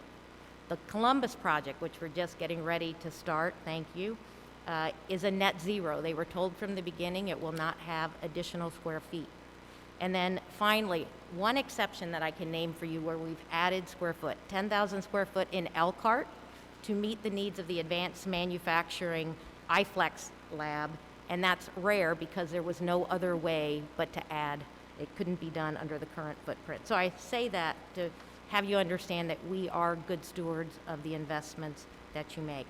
So our request today are the 2 items above the blue line, Lake County and Fort Wayne campus restructure. So let me speak first to Lake County. After the full process we go through every year, every project gets measured against every other project for priority in our paired comparison analysis. Lake County clearly is number 1. Lake County is our 2nd largest county in the state. It actually has 3 locations. I'm going to just to review with you that campus Crown Point we purchased from Purdue several years ago, and it is our health professions campus. Then you probably recall that in Gary, we co-locate in the IUN Arts and Sciences building, and we eliminated that old Gary campus. And finally, East Chicago is the 3rd leg. It is our technology programs. That facility serves a very diverse population, and it is in need of major renovation. The building was well designed, so there's not an issue with it, but it needs updated facade, elevators, lighting, restrooms. We already have a donor to help update some of the programming, and it is clearly the number 1, and it's about a $13 million investment, so not a large project. Fort Wayne has been in the top 5, Senator Brown, for three times. We inherited that Harshman Hall Estates Children's Developmental Hospital in 2007. It has never been an effective building for teaching or student services. It was in terrible disrepair when we received it, including mechanical systems. We plan to demolish Harshman and Carroll Hall, which hold the boiler system, and build a new student success center. That will result in a 150,000 square foot reduction overall and a $280,000 per year operating savings. Now that is phase 1. The phase 1 is $27 million. We would come back in 2 years with phase 2, which will be in that $20 to $30 million as well. But that will upgrade our 2nd largest campus in the state. We'll be fully prepared to move forward for many years to come. So let me just say we're proud to be Indiana's community college aligned with Indiana's economy and driven by data, metrics, and accountability, all committed to constant innovation to being the community college Indiana needs us to be. You'll see that our operating budget is just over 50% state funded, and it's very much appreciated. It allows Ivy Tech to have the lowest tuition in the state and our ability to serve both nearly 100,000 students on our campuses and another 60,000 in our high schools. I'm proud of the transformation Ivy Tech has undertaken over the last 4 years, but we're not done. Rather, we are becoming more agile, more student-centered, more employer-centered every day. And I would place our team, top to bottom, with the best in Indiana and the best in the nation. We're optimistic for the future and stand ready to serve Hoosiers. Thank you, and I'm glad to answer any questions. Thank you very much. Questions?